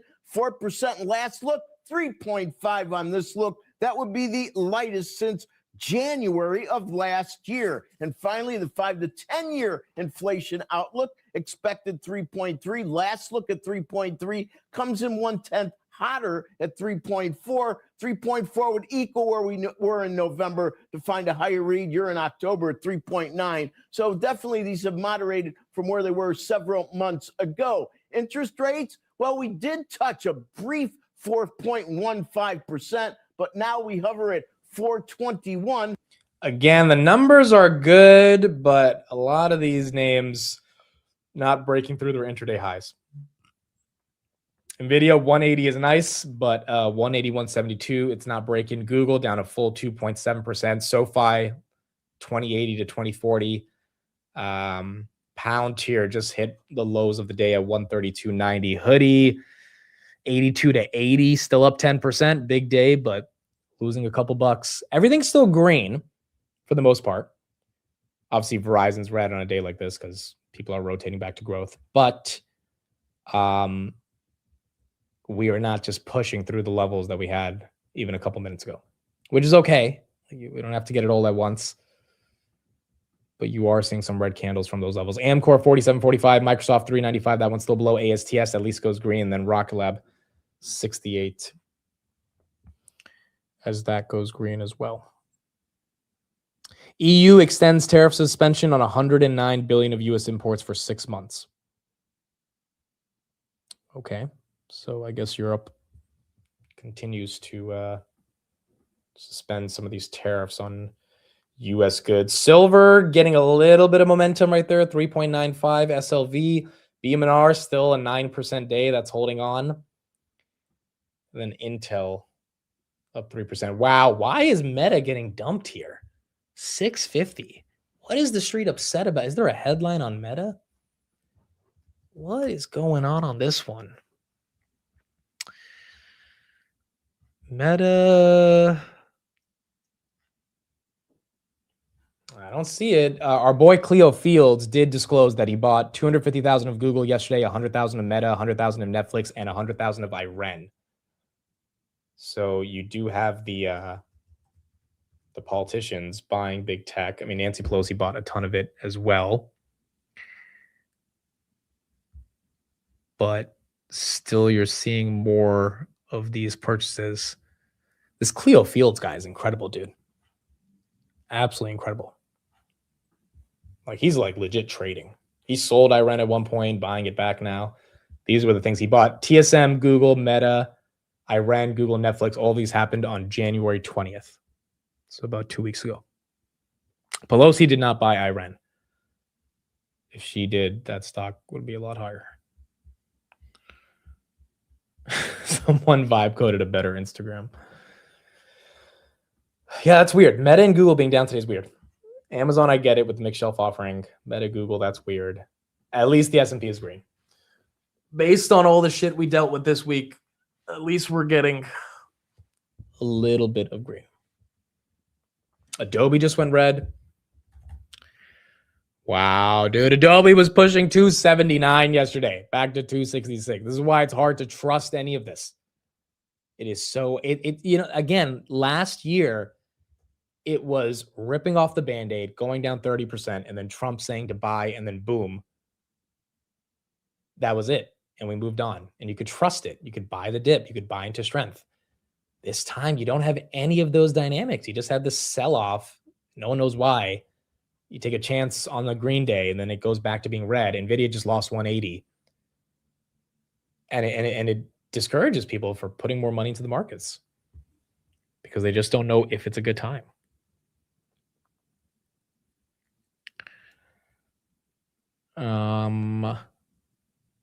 APLD, that one's still moving.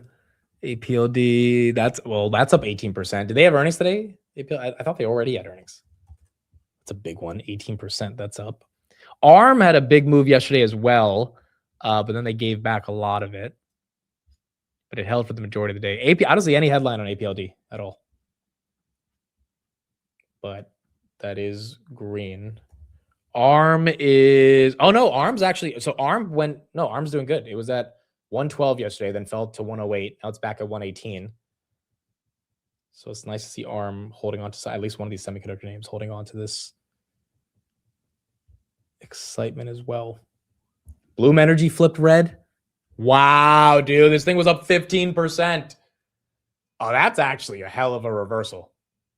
This was up 15%. Meta just lost 650. S&P just lost 684. NVIDIA still below 180. Google now 322. Rocket Lab below 68. ServiceNow, it's not 2 digits. Oh my goodness, it's 2 digits. 99.73.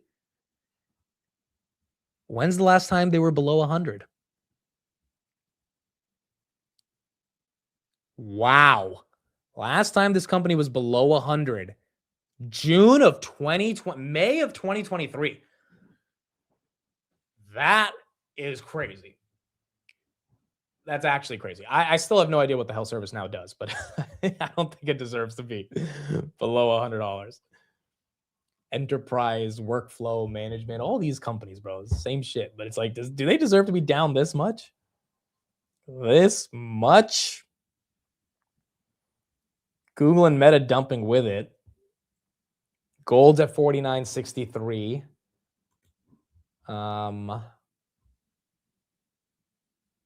Iran refuses to end nuclear enrichment in talks with the U.S.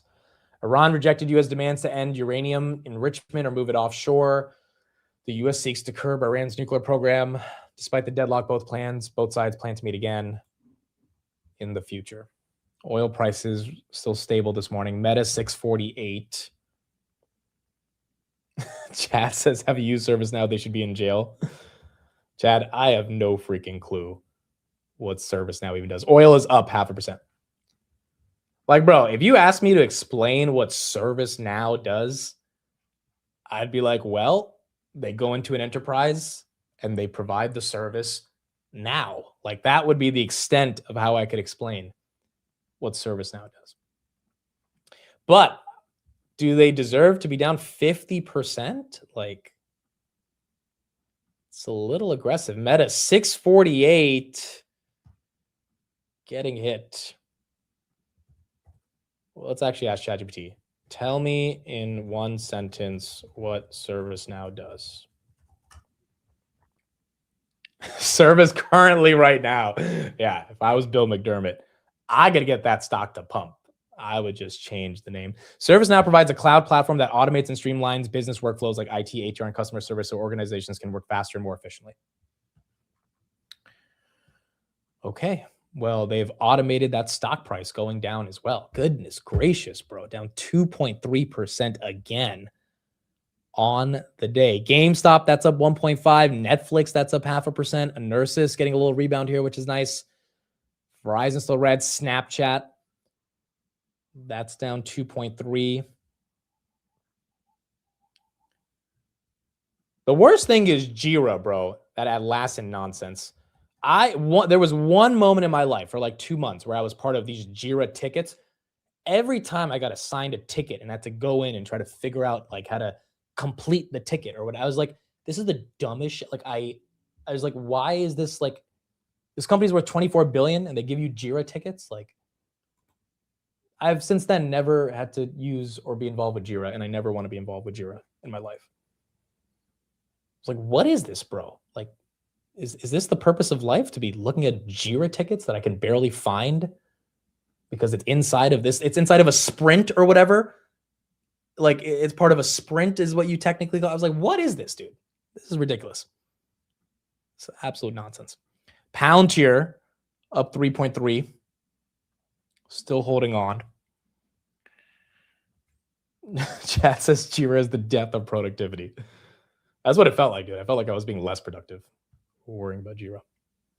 All right, NVIDIA's still holding 180. I mean, look, if we were going to go red, obviously it could still happen, but certain names like Meta and Google are going red. Everything else is not necessarily giving it up that easily. S&P 685.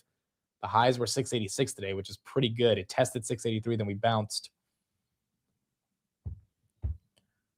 which is not horrible. I should use AI FDE to build a Jira and ServiceNow replacement. That would be pretty cool if we can use the AI FDE to replace. Oh, by the way, speaking of FDEs, can we talk about this OpenAI frontier nonsense? Because I actually went through it last night, and oh my goodness, it is so bullish. Palantir. Literally, first of all, they're trying to compete with Claude Cowork, right? Because they Claude said, hey, we can start automating a lot of the stuff inside of the enterprise with non-technical workflows. But dude, look at this. We pair OpenAI forward deployed engineers. I feel like a lot of us have heard that term before with a certain company, with your teams working side by side to help you develop the best practices to build and run agents in production. I think what Sam Altman realized is that being a foundation model company is literally worth nothing because of all the different other foundation model companies that can do the exact same thing, and the fact that you can barely monetize even if you have 1 billion users, and that the orchestration of the models, which again, there's been a guy who's been out there talking about that for a while, his name is Alex Karp, is actually where all the value is. And I feel like OpenAI is realizing if we don't actually get into these enterprises, if we don't actually orchestrate these models and implement them in a way that actually creates business value, aka having forward deployed engineers to help with that, which there's been one company over the past 10 years that has actually had FDEs that everyone shitted on for a while, that is where the value is going to happen. And we're seeing that with Palantir. Regardless of what you think about the valuation, they're growing 70%, guiding for 60% growth. They're probably going to beat those numbers by the end of 2026. That model is working, and it's working in a very strategic way, especially when you look at their operating margins. And I think OpenAI is realizing, like, we have to embrace something that actually produces value, not just make better models. So I think if anything, it's very bullish Palantir, that OpenAI frontier announcement. But I also wonder how much these enterprises are going to trust OpenAI to actually build them a platform that can meaningfully work inside of the enterprise. ARM right there, that's up 8.4%, as that is green as well on the day. I don't know why Mercado Libre is down. They didn't have earnings. This is again seen as like the Amazon of Latin America, but they don't spend the type of capex that Amazon spends. So I don't think they would be going down just because Amazon went down. I don't see any headline either, but that's down 5%.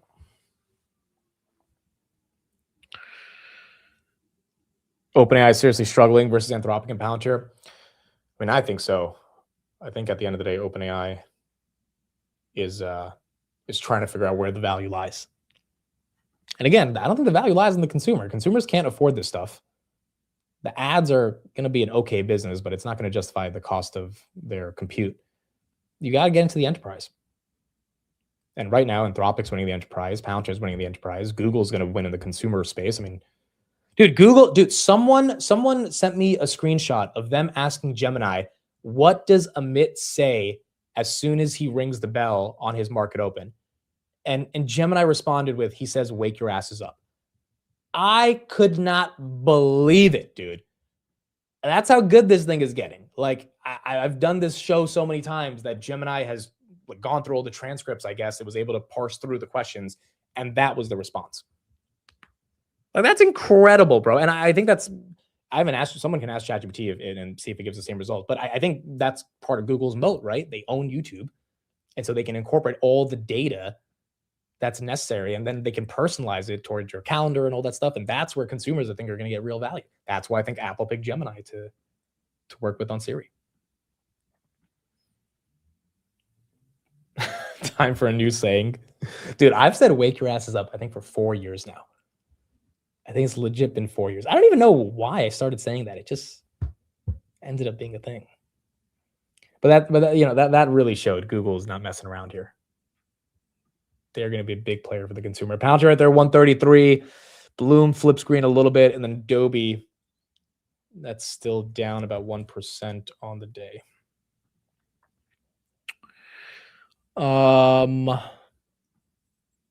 XLE, yep, that's up as well. Energy is up.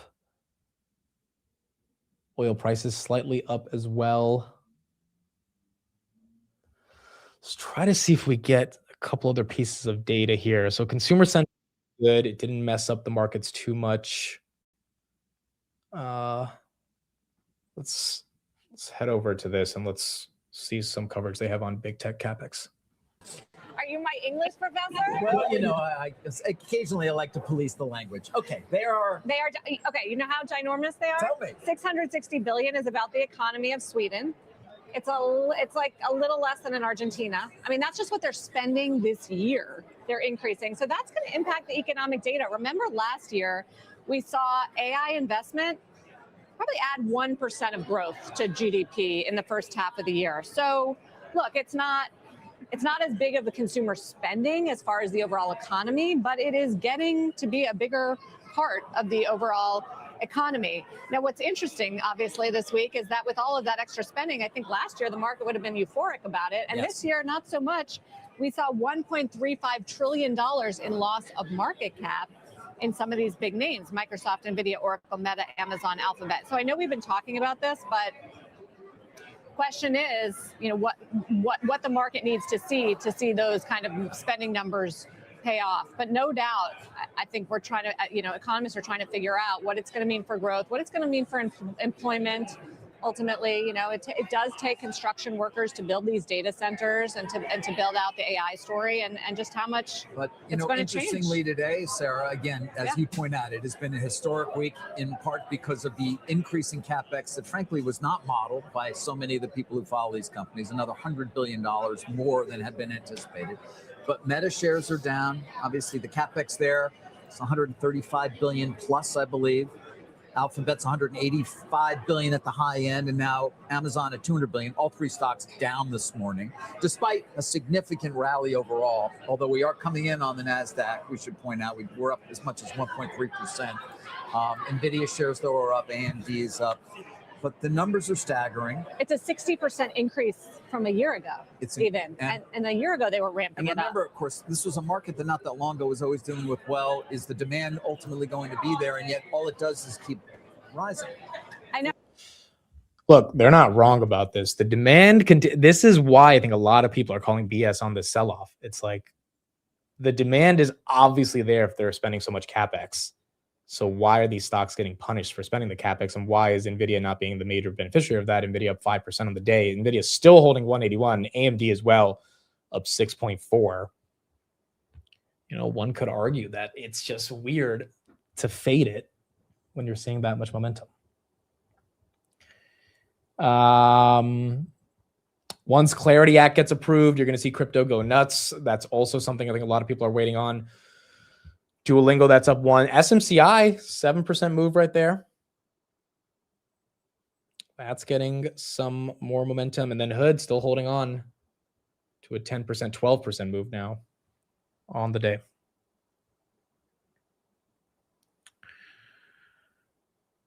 Meta still 648. Yes, Meta, 651 now. 646 we got to. I kind of think Meta, NVIDIA, and Amazon, same thing I said in the beginning of the year, are still the best buys right now. NVIDIA, because the CapEx numbers are just getting ridiculous, which is going to help NVIDIA. Amazon, because they reaccelerate AWS, it's just that shelf offering is probably scaring people. And then we saw Meta just round-tripped earnings. I mean, if you wanted to buy Meta at 720, 730, like you get to buy it at 650 now. Remember, the big stat on Meta, 33% growth they are guiding for. 33% as a $1.7 trillion company. Like that to me is just mind-boggling. It's unbelievable. And Oh, it definitely warrants, I think, a lot of people being more interested in that. Amazon's still down 8% on the day. Dude, Lemonade got smacked. I saw it this morning. This thing hit 64 last night from 95, now back up to 70. But this one also got hit. What about Microsoft? So, look, I think Microsoft is deep value. It's just the catalyst for a Microsoft to me is not as obvious outside of the undervaluation as the catalyst for a Meta, Amazon, or Nvidia. So I feel like Microsoft is a buy and hold and don't even look at it. And in 2 years, it'll be higher.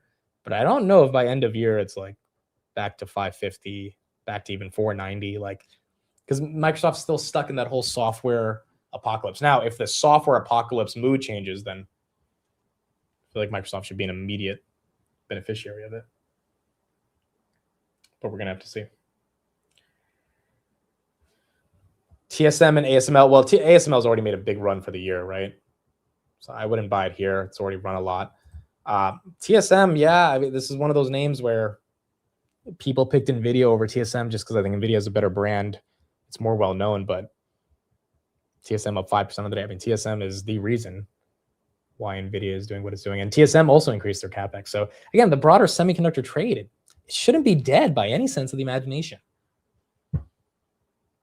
Like, did we come to the conclusion that AI is fake? Quite the opposite. People are saying AI will kill SaaS, which means it's not fake. And then the big tech companies are ready to spend hundreds of billions, literally, on CapEx because of AI. So then the question is, why is the market down? And it's like, well, no one knows. Well, it's like, well, then maybe it's just full of shit, and this is the time to buy.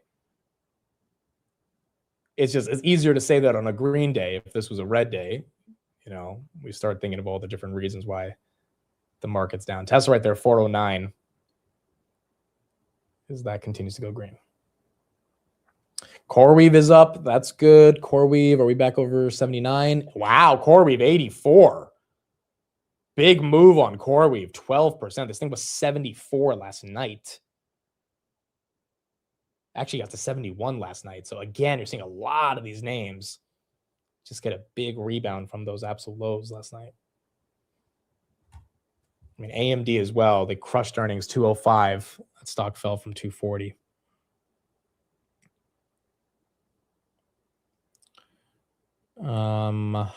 Oscar, I don't know what Molina said, but that one's down. And that hurt a lot of the healthcare names. Where's United? Molina's still down 30% today. United is up 1%, but that's at 271. What's your opinion on AMD? I like it. The earnings were great. I don't know what Lisa Su could have done to have a better earnings. I don't think it deserved to go down from 250 to 240. And then do you still have December 2027 calls for grab? Yes. In my Roth. And, you know, next week's a big week for grab. We're going to see what earnings they can put up. Hopefully, if the market environment changes a little bit, good earnings gets rewarded. Same thing with Hood next week. I mean, I think Hood's going to have a good earnings. I don't think they're going to have a bad earnings. It's just, is the market environment going to be conducive to, like, putting up numbers that are actually respected versus faded? Basant just announced that Citigroup will match contributions to Trump account and has donated $5 million.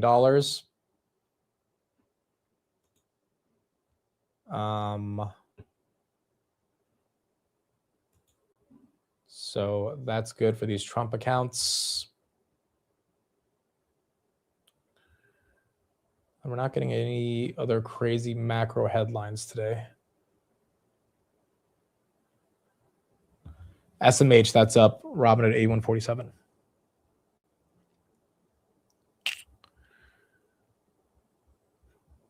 Do you think Adobe deserves its current valuation? No, not at all, even though I don't like Adobe.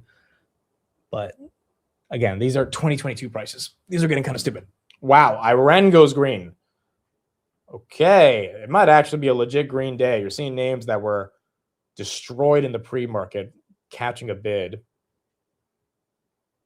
Yeah, a lot of the HPC names are green for the day. It's them actually catching a bit of a bid right here. Let's Let's hear from some of these other institutional analysts, see what they're thinking about this potential rebound. So the underlying economic fundamentals behind what the market is telling us, Drew. And what we got this week was a lot more data showing layoffs are picking up, claims went a little bit higher, hiring was a little slower from ADP, and job openings was less. I know you've been worried about employment, so this might not have been a surprise to you. Well, I'm glad you brought up that last one. The fact that there's no job openings, that tells you it's not an immigration story. So like everything's getting conflated because everyone wants to have a spin on kind of how things are working. The reality of it is there's no demand for labor. And we can all ask ourselves why that is. I think some of it, quite frankly, probably has to do with the fact that housing is just messed up and will continue to be messed up for years. Like that's not going to get better anytime soon. And you know, but housing was weak all of last year, and we were getting much better job numbers. We were, but not necessarily in construction. And you know, there's only so many home health aides you need to hire, and like you know, we've kind of tapped that out, and now it's you know, where's kind of the next surge in job growth? And don't get me wrong, economists are horrible at predicting where job growth is going to be. I mean, 10 years ago, I was telling people you should probably learn to code. That seemed like to have been the exact wrong idea. Do you think after revisions we wind up with a losing year? I'm not sure if we end up with a losing year, but we're certainly going to end up with a year where there just wasn't a lot of job growth. And this is where Governor Waller has been spot on.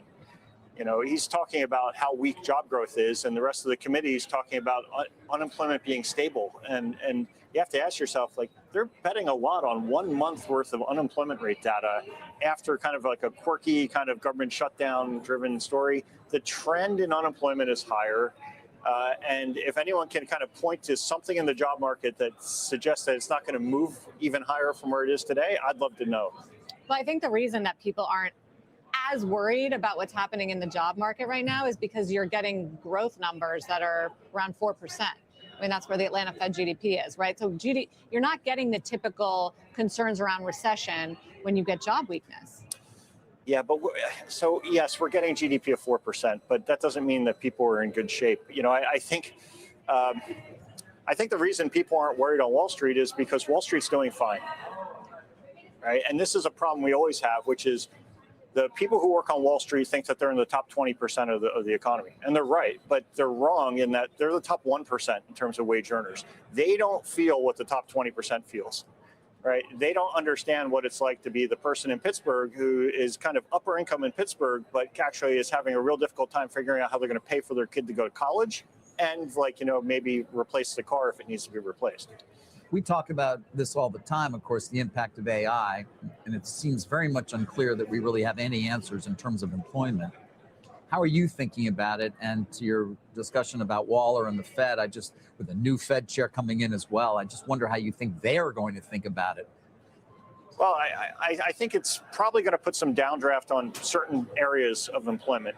But I think the bigger near-term risk is actually that a lot of people are expecting it to dramatically reduce costs, dramatically improve margins. NVIDIA's getting a pump, folks. Trying to go for 183, 182.70. Really trying to make a move right here. Do all these things, you know, but I think that if you ask a lot of people, it's like there are all these tools that are being pushed out to people, but it's tool upon tool upon tool, and there's no rethinking of how the firm should be structured in order to take advantage of all these tools. And so if you give one person 4 different tools and you don't teach them how to use it, or you don't restructure their department so that they can then deploy those people into other things to maybe boost revenue, then we're going to have a lot of disruption when kind of newer firms who are AI native firms come in and just displace the old guard. And I think maybe we have the potential for a lot more creative disruption and destruction with this change in technology than we even did with the internet. You know, we talk about the job weakness on some of these readings. At the same time, a lot of manufacturing survey work's gone expansionary again after many, many months of contraction. Do you think it's possible that we sort of have a reflating acceleration with a jobless kind of boom? Is that what it's going to look like? I think it's possible. And it's also possible that, you know, the reason we're seeing weak labor demand has nothing to do with AI. It just has to do with the fact that there's weak labor demand. And so who are you going to hire? well, I can hire the person with 5 years of experience who just got laid off for the same price as I could hire the college grad. So let me just hire that person because then I know they have experience and they know what they're doing. And the college grads always bear the brunt when there's a downturn in the economy. It's just what happens. When hiring plans are low, new entrants Yes. suffer. Yeah. And so maybe that's what we're seeing. And instead, it's getting conflated with this AI story. What we see in the AI story is some of the youth unemployment that we're seeing doesn't really mesh with the idea that this is an AI phenomenon. You know, it's if you break it down by sex and then you look at kind of what sectors are overrepresented by groups in the economy, it doesn't seem like AI is driving youth unemployment. It doesn't mean that it won't. So your bottom line is what? Growth is worse than we think?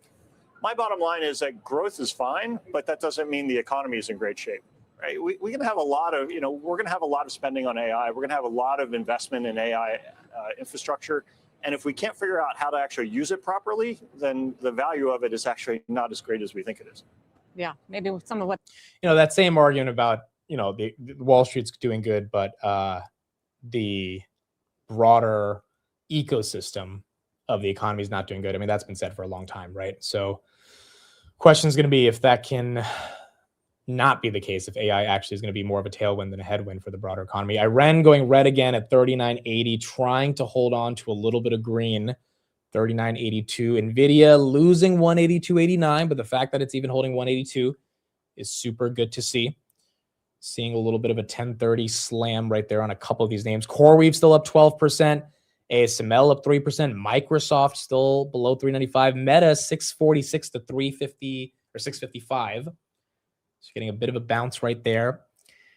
Palantir 134. ARM at 120. S&P still up 1. I mean, if we kind of hold on to this, it's not a horrible day. It's not a horrible day. We got to hold on to this. I think Iran could potentially break 40, dude. She tested 40 for a second. If that could get above like $40.20, I think it's off to the races. 39.80. Every time it gets rejected and tries to go below 39.80, it doesn't fully stay there. There's plenty of buyers coming in right at that 39.70 level. Grabs up a little bit. Robinhood still up 81. Then AMD down 6% on the day. I'm not in Iran, but dude, seeing Iran go green would be really nice because it just means the data center sell-off in general probably, Nebius, that's up 9.6%. You're probably going to see a lot of these data center names come back to life if Iran can kind of make a bigger move. There you go, back above 40. Look at that, 40.02. I think it's got to break above 40.20. What about Enphase? That one had a good earnings. That one's still almost at 50, 20% move this week. Have you been buying the S&P like you wanted to this year? No, I should probably do that soon. I should probably buy the S&P. It would be important to. Wow, someone just sent me that question people asked Gemini around what does Amit say after he rings the bell. Someone just asked me on Claude Opus 4.5. Wow, he announces the day, date, and time, then says the stock market is now open, followed by, all right, wake your asses up.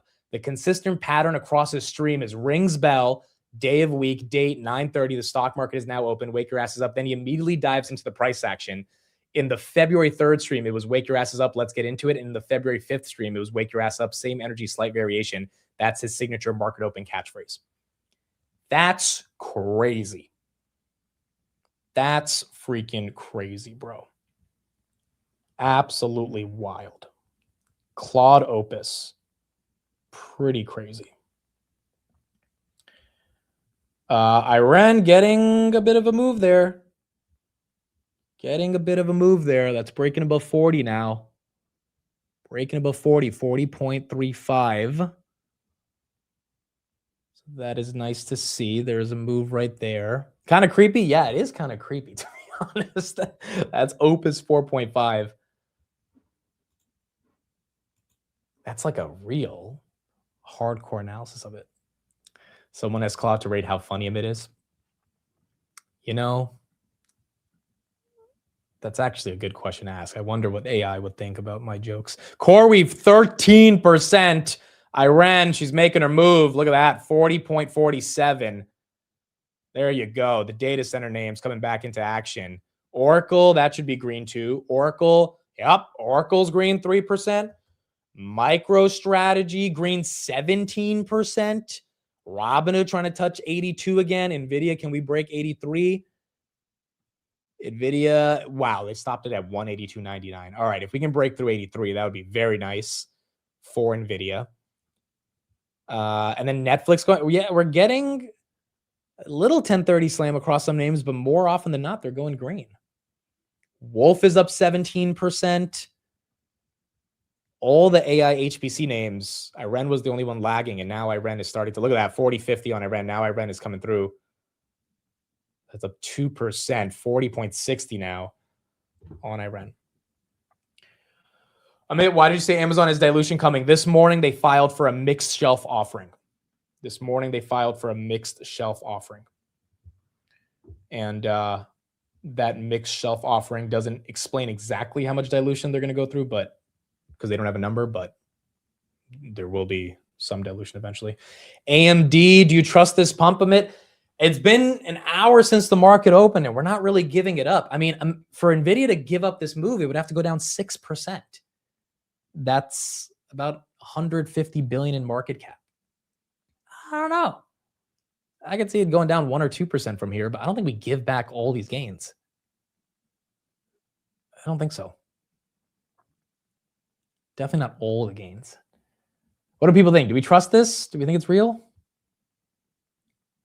Do we think it's some? Again, I'm not saying NVIDIA has to go to 190 today, but we're seeing some decent level of moves right here. S&P still holding 1.2%.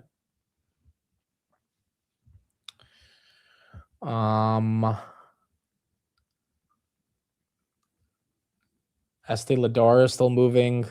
Wow, no one trusts it. You guys are so skeptical. I get it. Everyone's so annoyed by this shit. I can understand the pain of wanting to trust any of this. I get it. Intel, that's up 4% as well. We have trust issues after all this abuse. I mean, look, it's nice to see it, but obviously we need at least a week of price action to kind of say we're out of the woods here. But it's nice to see. Also, it's kind of expected, right? I mean, two days of intense selling. Usually buyers step in after that. Guys, everyone who's saying I say Estee Lauder wrong, I don't know how many times to explain to you that maybe you're the one saying it wrong. Like, I really don't know why you guys keep trying to convince me that I'm wrong on this. Like, I'm from America. I know English, okay? So even if Estee Lauder is not an English term, I still have my own interpretation of how to say these things. Iran, almost 41. That's a big move. Almost 41. My fiance just questioned, what are you trying to say? Julian says, take it for what it's worth. It's Mercury retrograde in 2 weeks. The last few triggered crashes. We just had massive amounts of pain, so maybe this one won't happen, but it's like 3 in a row. The fact that we are using astrology and Mercury retrograde to try to figure out if we want to buy the dip just shows how degenerate all of us are and how much we love the stock market. But I do agree with you. I mean, Mercury retrograde tends to be when things get a little shifty in the universe. You know, I know this because I was talking to this girl in college. Yes, Amit was talking to a girl. Yes, I have talked to a girl before. And she was obsessed with this shit, bro. She was like, what's your rising sun? I was like, what the fuck? A rising sun? I was like, I'm a Scorpio. She's like, no, but you have a rising, your water sign. I was like, what? And she got me into all this shit. That's the only reason I even know some of this stuff.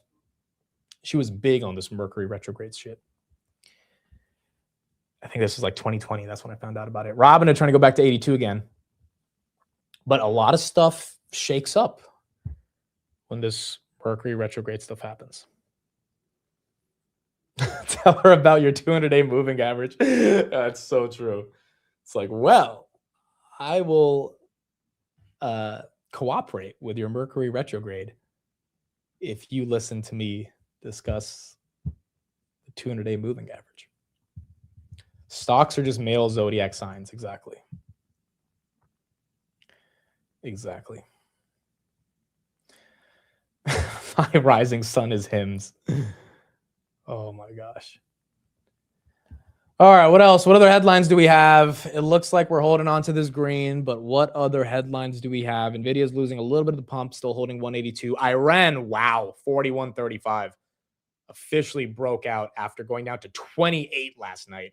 So if you bought that dip at 28, congrats. Again, I don't know how good or bad the earnings were, but it definitely did not deserve to go down 30%.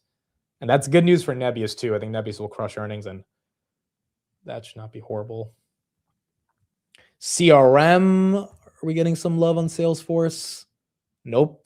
Well, it's almost flat on the day, but still red. And ServiceNow, at least back to triple digits.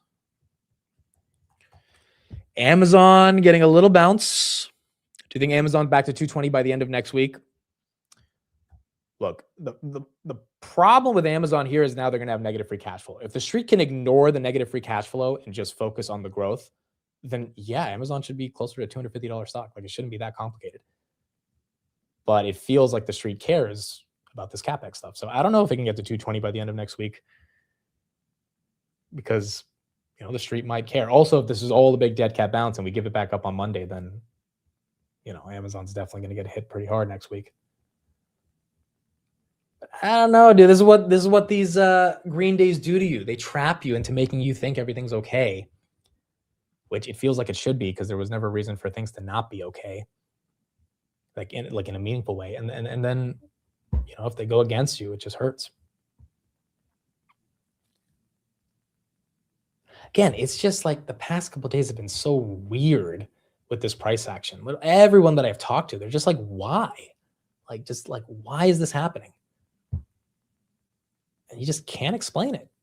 And it's like, do we really think the bull market ends because Anthropic is putting out legal tools that feel threatening to traditional SaaS companies? Like, that's what ends all this? And then again, the logical syllogism doesn't make sense, because if Anthropic is that good and AI is that important and ServiceNow goes to zero, then that market cap needs to go somewhere else. It's probably going to go to the AI companies.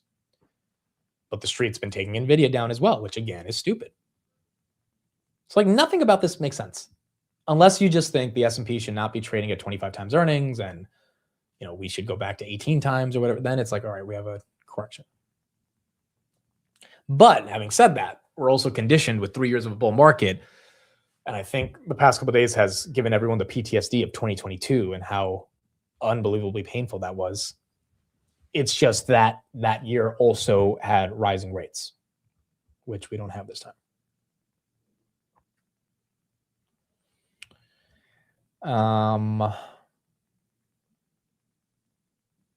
The market crashed because I want to buy a house. Actually, I was negotiating with me and my dad are negotiating with this guy to buy a house, and he gave us this price, and we were just like, dude, this is absurd. It makes no sense. And shout out to my dad. I mean, my dad understands negotiating, and my dad was just like, just don't text them back. I was like, really? He was like, just do not text them back. It's been a week. Yesterday, he reduced the price by $100,000. Sorry, not $100,000, $40,000. I'm thinking of a different number, $40,000. I'm like, Dad, what do we do? He's like, don't text them back. Just like, that's crazy, bro. And it was funny because yesterday was max pain in the market, at least contextually for this week. And the same day we get a text of him lowering the price to what we wanted it to, even though we kind of wanted $20K cheaper. And I was like, damn, the real estate guys are feeling it too. Like, it's not just like the stock market's going down. The real estate guys are probably looking at their Zestimates and being like, yeah, that number wasn't as bad. And so, yeah, it's still not at the best price, but it's crazy because it's not just the stock market. Like, when everything gets hit. And then someone who's trying to sell a house probably thinks, you know what? I don't need this extra $30,000. Let me just at least sell the house. Same thing with stocks, right? I don't need for it to go back to the moon. Let me just take my profits and get out of there. But it all happens so quick that it leads to that type of volatility. 686 on the S&P. We are close to highs of days, folks, on the S&P. That dude got margin called. Yeah, he might have got margin called.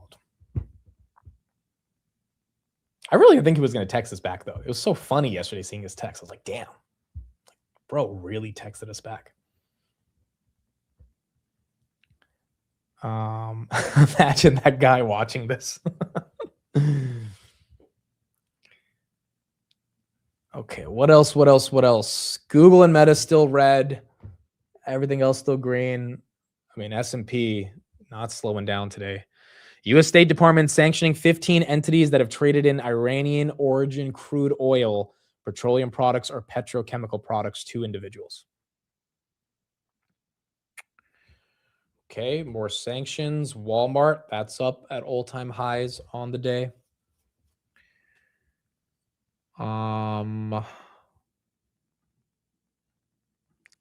What else do we see?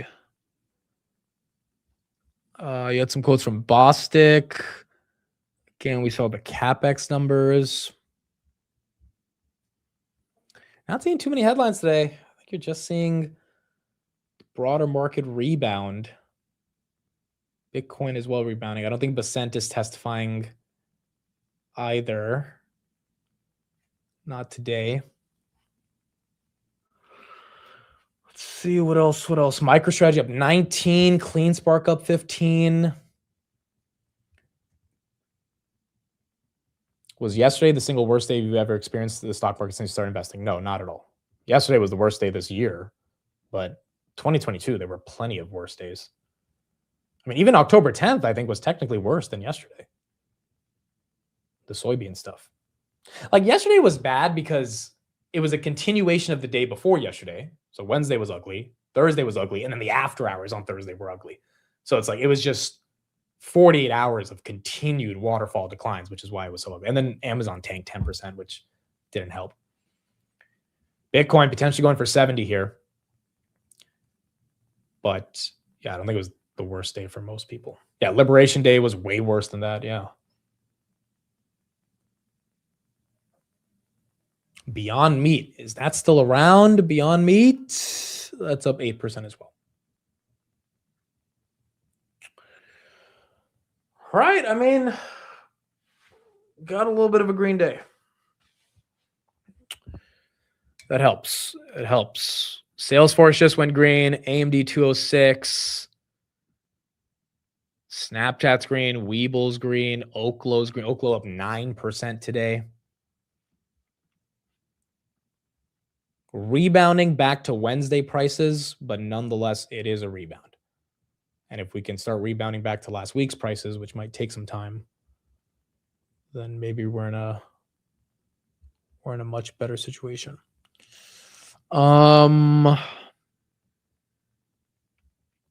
Seeing what other things we have right here. The information came out. Amazon has leaned heavily on Anthropic, but limits on customizations have frustrated internal teams. Tesla weighs New York, Idaho to lift solar cell output in Arizona. Tesla's evaluating multiple sites across the U.S. to begin manufacturing solar cells. The company is considering expanding production at Buffalo, New York, Arizona, and Idaho. Musk's latest vision is focused on solar cells. Silver is still down on the day. Is it? No, silver's up. Silver is now up today. Fear and greed. Are we still at fear? We are at fear. We're at 42, though. We were at 35 in the morning. So it is getting a bit better. This was Elon as well, talking a little bit more about XAI on that podcast yesterday.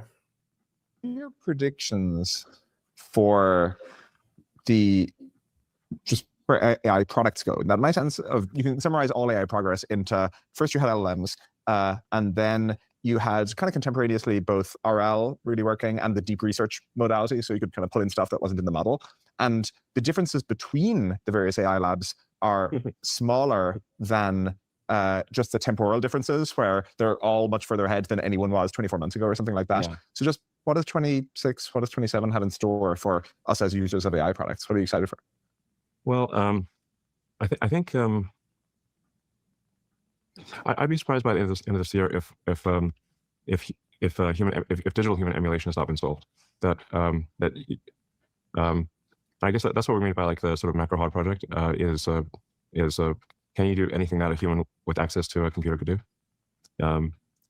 Like in the limit, that's the best you can do before you have a physical optimist. The best you can do is a digital optimist. So you can move electrons until you can amplify the productivity of humans. But that's the most you can do until you have physical robots. That will superset everything. Is if you can fully emulate humans. This is the remote worker kind of idea, where you'll have a very talented remote worker. You can sort of say in the limit. Like physics has great tools for thinking. So you say in the limit, what is the most that AI can do before you have robots? And it's anything that involves moving electrons or amplifying the productivity of humans. So digital human emulator is in the limit. Human at a computer is the most that AI can do. The important thing about what Elon was talking about in that segment, and I'll link the podcast right here, is basically he's saying before the robots have any level of meaningful capacity or use cases, the AI that is structuring those robots needs to be pristine, aka the brain of the robot. That is Grok. That is XAI. It gives a lot of credence to people's theories that Tesla will merge with SpaceX, because ultimately XAI is now part of SpaceX because of the merger. The brain for Optimus is not inside of Tesla; it's inside of XAI. Like all the people that are working on what a multimodal foundation model could be implemented in terms of a physical manifestation of it via a robot. That training is being done in XAI, and XAI is part of SpaceX. So you would imagine that the synergy behind the XAI models for Optimus, which is part of Tesla, and the actual models being built now inside of the umbrella of SpaceX, all of that coming together would be your Elon Musk enterprise. And the more you think about it, the more you think, yeah, it makes sense for all three of these to merge. That would also really justify the IPO valuation. But also it's like, wait a second, will Tesla actually buy SpaceX, given all the talk there is about the IPO? And what does that mean for liquidity for the long-term shareholders of SpaceX? Which is why I kind of still think it's not going to happen, but it just makes so much sense when it comes together. And so I guess that's what Elon is a bit more focused on right here. PayPal, that's at 40. Roblox, that's up 8. ServiceNow still red. Salesforce once again goes red. Amazon still down 8. S&P loses 687. We did hit 687. There's your red candle on the S&P. But we did get to that high of day a couple minutes ago. Dude, I haven't had a Guinness in a long time. I do like the beer. I've had it like 2 or 3 times before. I do like the beer, but I haven't had it in a minute. I had this German beer in it's like, I don't even know what it was called. It was in Vegas. It's a really good one. I actually like enjoyed drinking it, and I'm not even a beer guy. I know a lot of beers are from Germany, but there's a specific one, German brand, that I'm forgetting. It was pretty damn good. Oh, someone said meetup in the chat. All right, so LA meetup, that's officially live. I'm putting the link right here in the chat. That is officially live. Tickets are live. And for those that want to show up, you can click on that. Ticket prices are $115 with taxes. It's $125.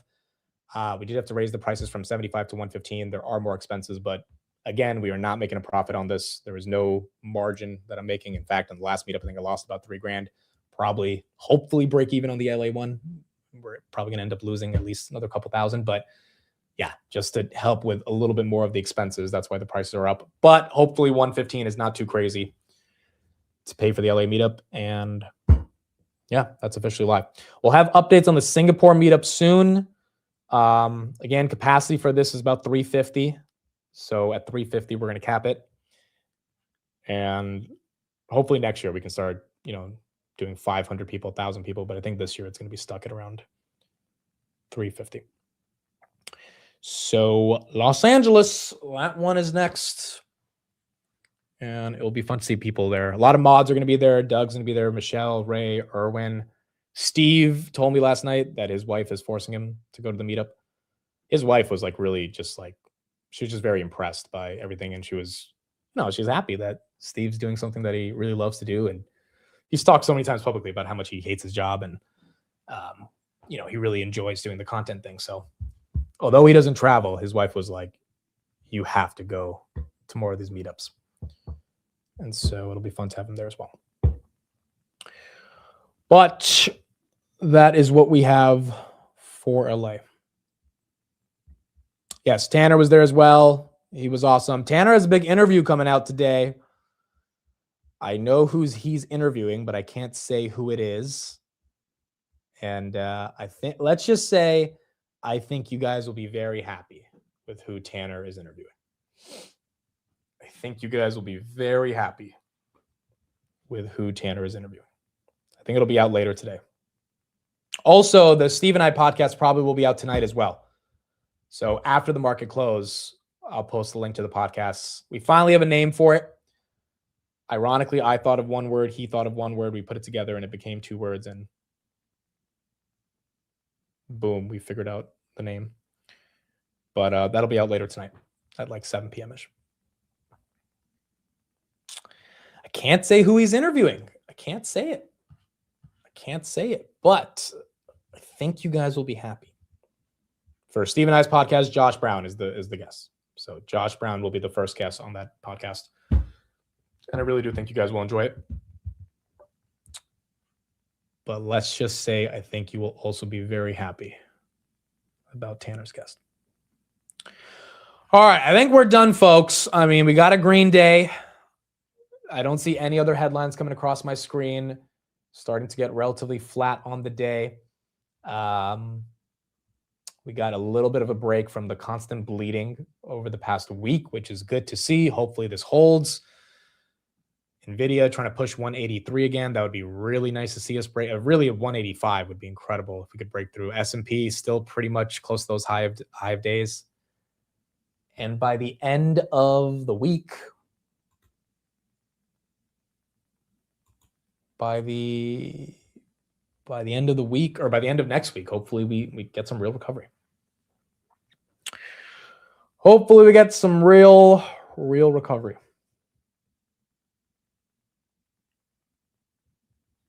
And that would be very nice. Steve hasn't said he hates his job. Oh, trust me. Steve has said plenty of times. He's not a fan of his job. He's done corporate for so long. So maybe hate's too strong of a word, but he's done it for so long and he enjoys content so much more, I guess I should say, that he's been enjoying actually being part of this whole community and playing a big role in it. All right, so SoFi 21. Wow. Okay, thank you, SoFi. See, you're seeing a lot of names make some moves now. We just need to slowly get back to where we were a couple weeks ago. Doesn't need to happen all at once. We can take it slow, but it is nice to see some of these names come back into action, which is good. All right, so that's it. I'll be back on the close. We'll see what we got. Steve will probably be on the close as well. We'll drop our podcast at the end of that close, and hopefully you guys enjoy it. I'll actually link the podcast channel right now. This is not the official name. I will change the name later today. You'll see. But for the people that already subscribed, thank you for subscribing. And yeah, I mean, look, hopefully in the next couple of hours, we don't lose any of this momentum. And if we don't, then we'll keep it up. And again, LA meetup, I will share the link plenty of more times throughout the next month, but it is officially live. I also think I put the link to the New York meetup photos, because for those that didn't make it, I definitely want people to get a chance at seeing what the photos look like. So I'll put that link there as well. You guys can click on that, see what it looks like, and yeah, I hope to see people there. It's going to be in a hotel. So the cool thing is if you stay at that hotel, the event's in the hotel. So it's actually all going to be happening in one spot, which is, I think, going to be really good for the convenience of it. And the hotel is actually really nice as well. So should be pretty cool. All right. Let's see.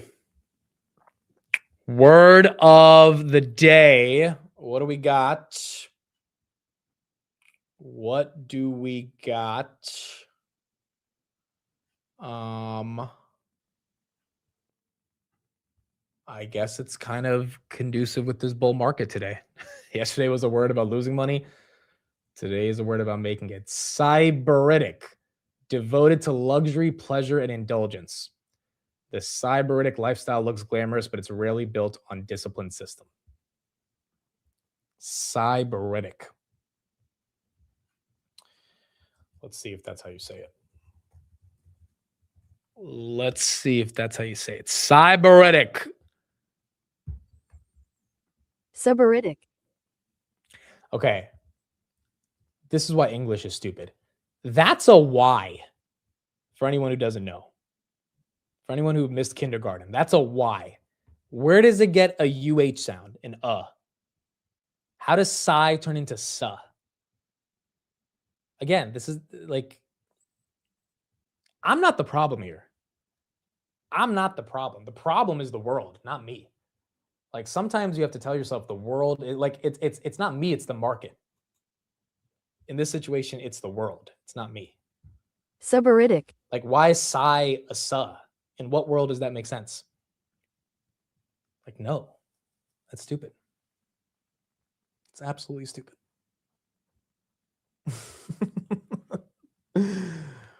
There you go. That's our word of the day. Is Matt going to be in LA? I think Matt's going to be in LA. He might be. It would be nice to have him there. But I do think a lot of the people that were in New York will be in LA. Not everybody, but a decent chunk of people. So, yeah, Matt says if I can make LA, I'll be there. All right. It'll be fun to have him there. All right, that's it for me. We'll be back on the close. Congrats on at least getting a little bit of a green day. Hopefully we can hold this towards the end of the day. S&P basically highs of days right here. We are getting back to levels that we were at a couple days ago. Some of these stocks actually getting back to levels they were at a week ago. If all of this can just start to rebound, maybe this little 2-day temper tantrum that the market had will be over. But maybe not, right? Time will tell. So we got to be diligent, got to be patient, and hopefully we can move forward from here. All right. Thank you, everybody. Appreciate it. Again, LA link I'm putting in the chat right there. We'll be live in the close. We'll have Steve on. We'll launch the podcast at the end of the close today. And we'll end out Friday with the market close later today. Thank you, everybody. Appreciate it. I'll see you guys on the close. Bye, everybody. Have a good one.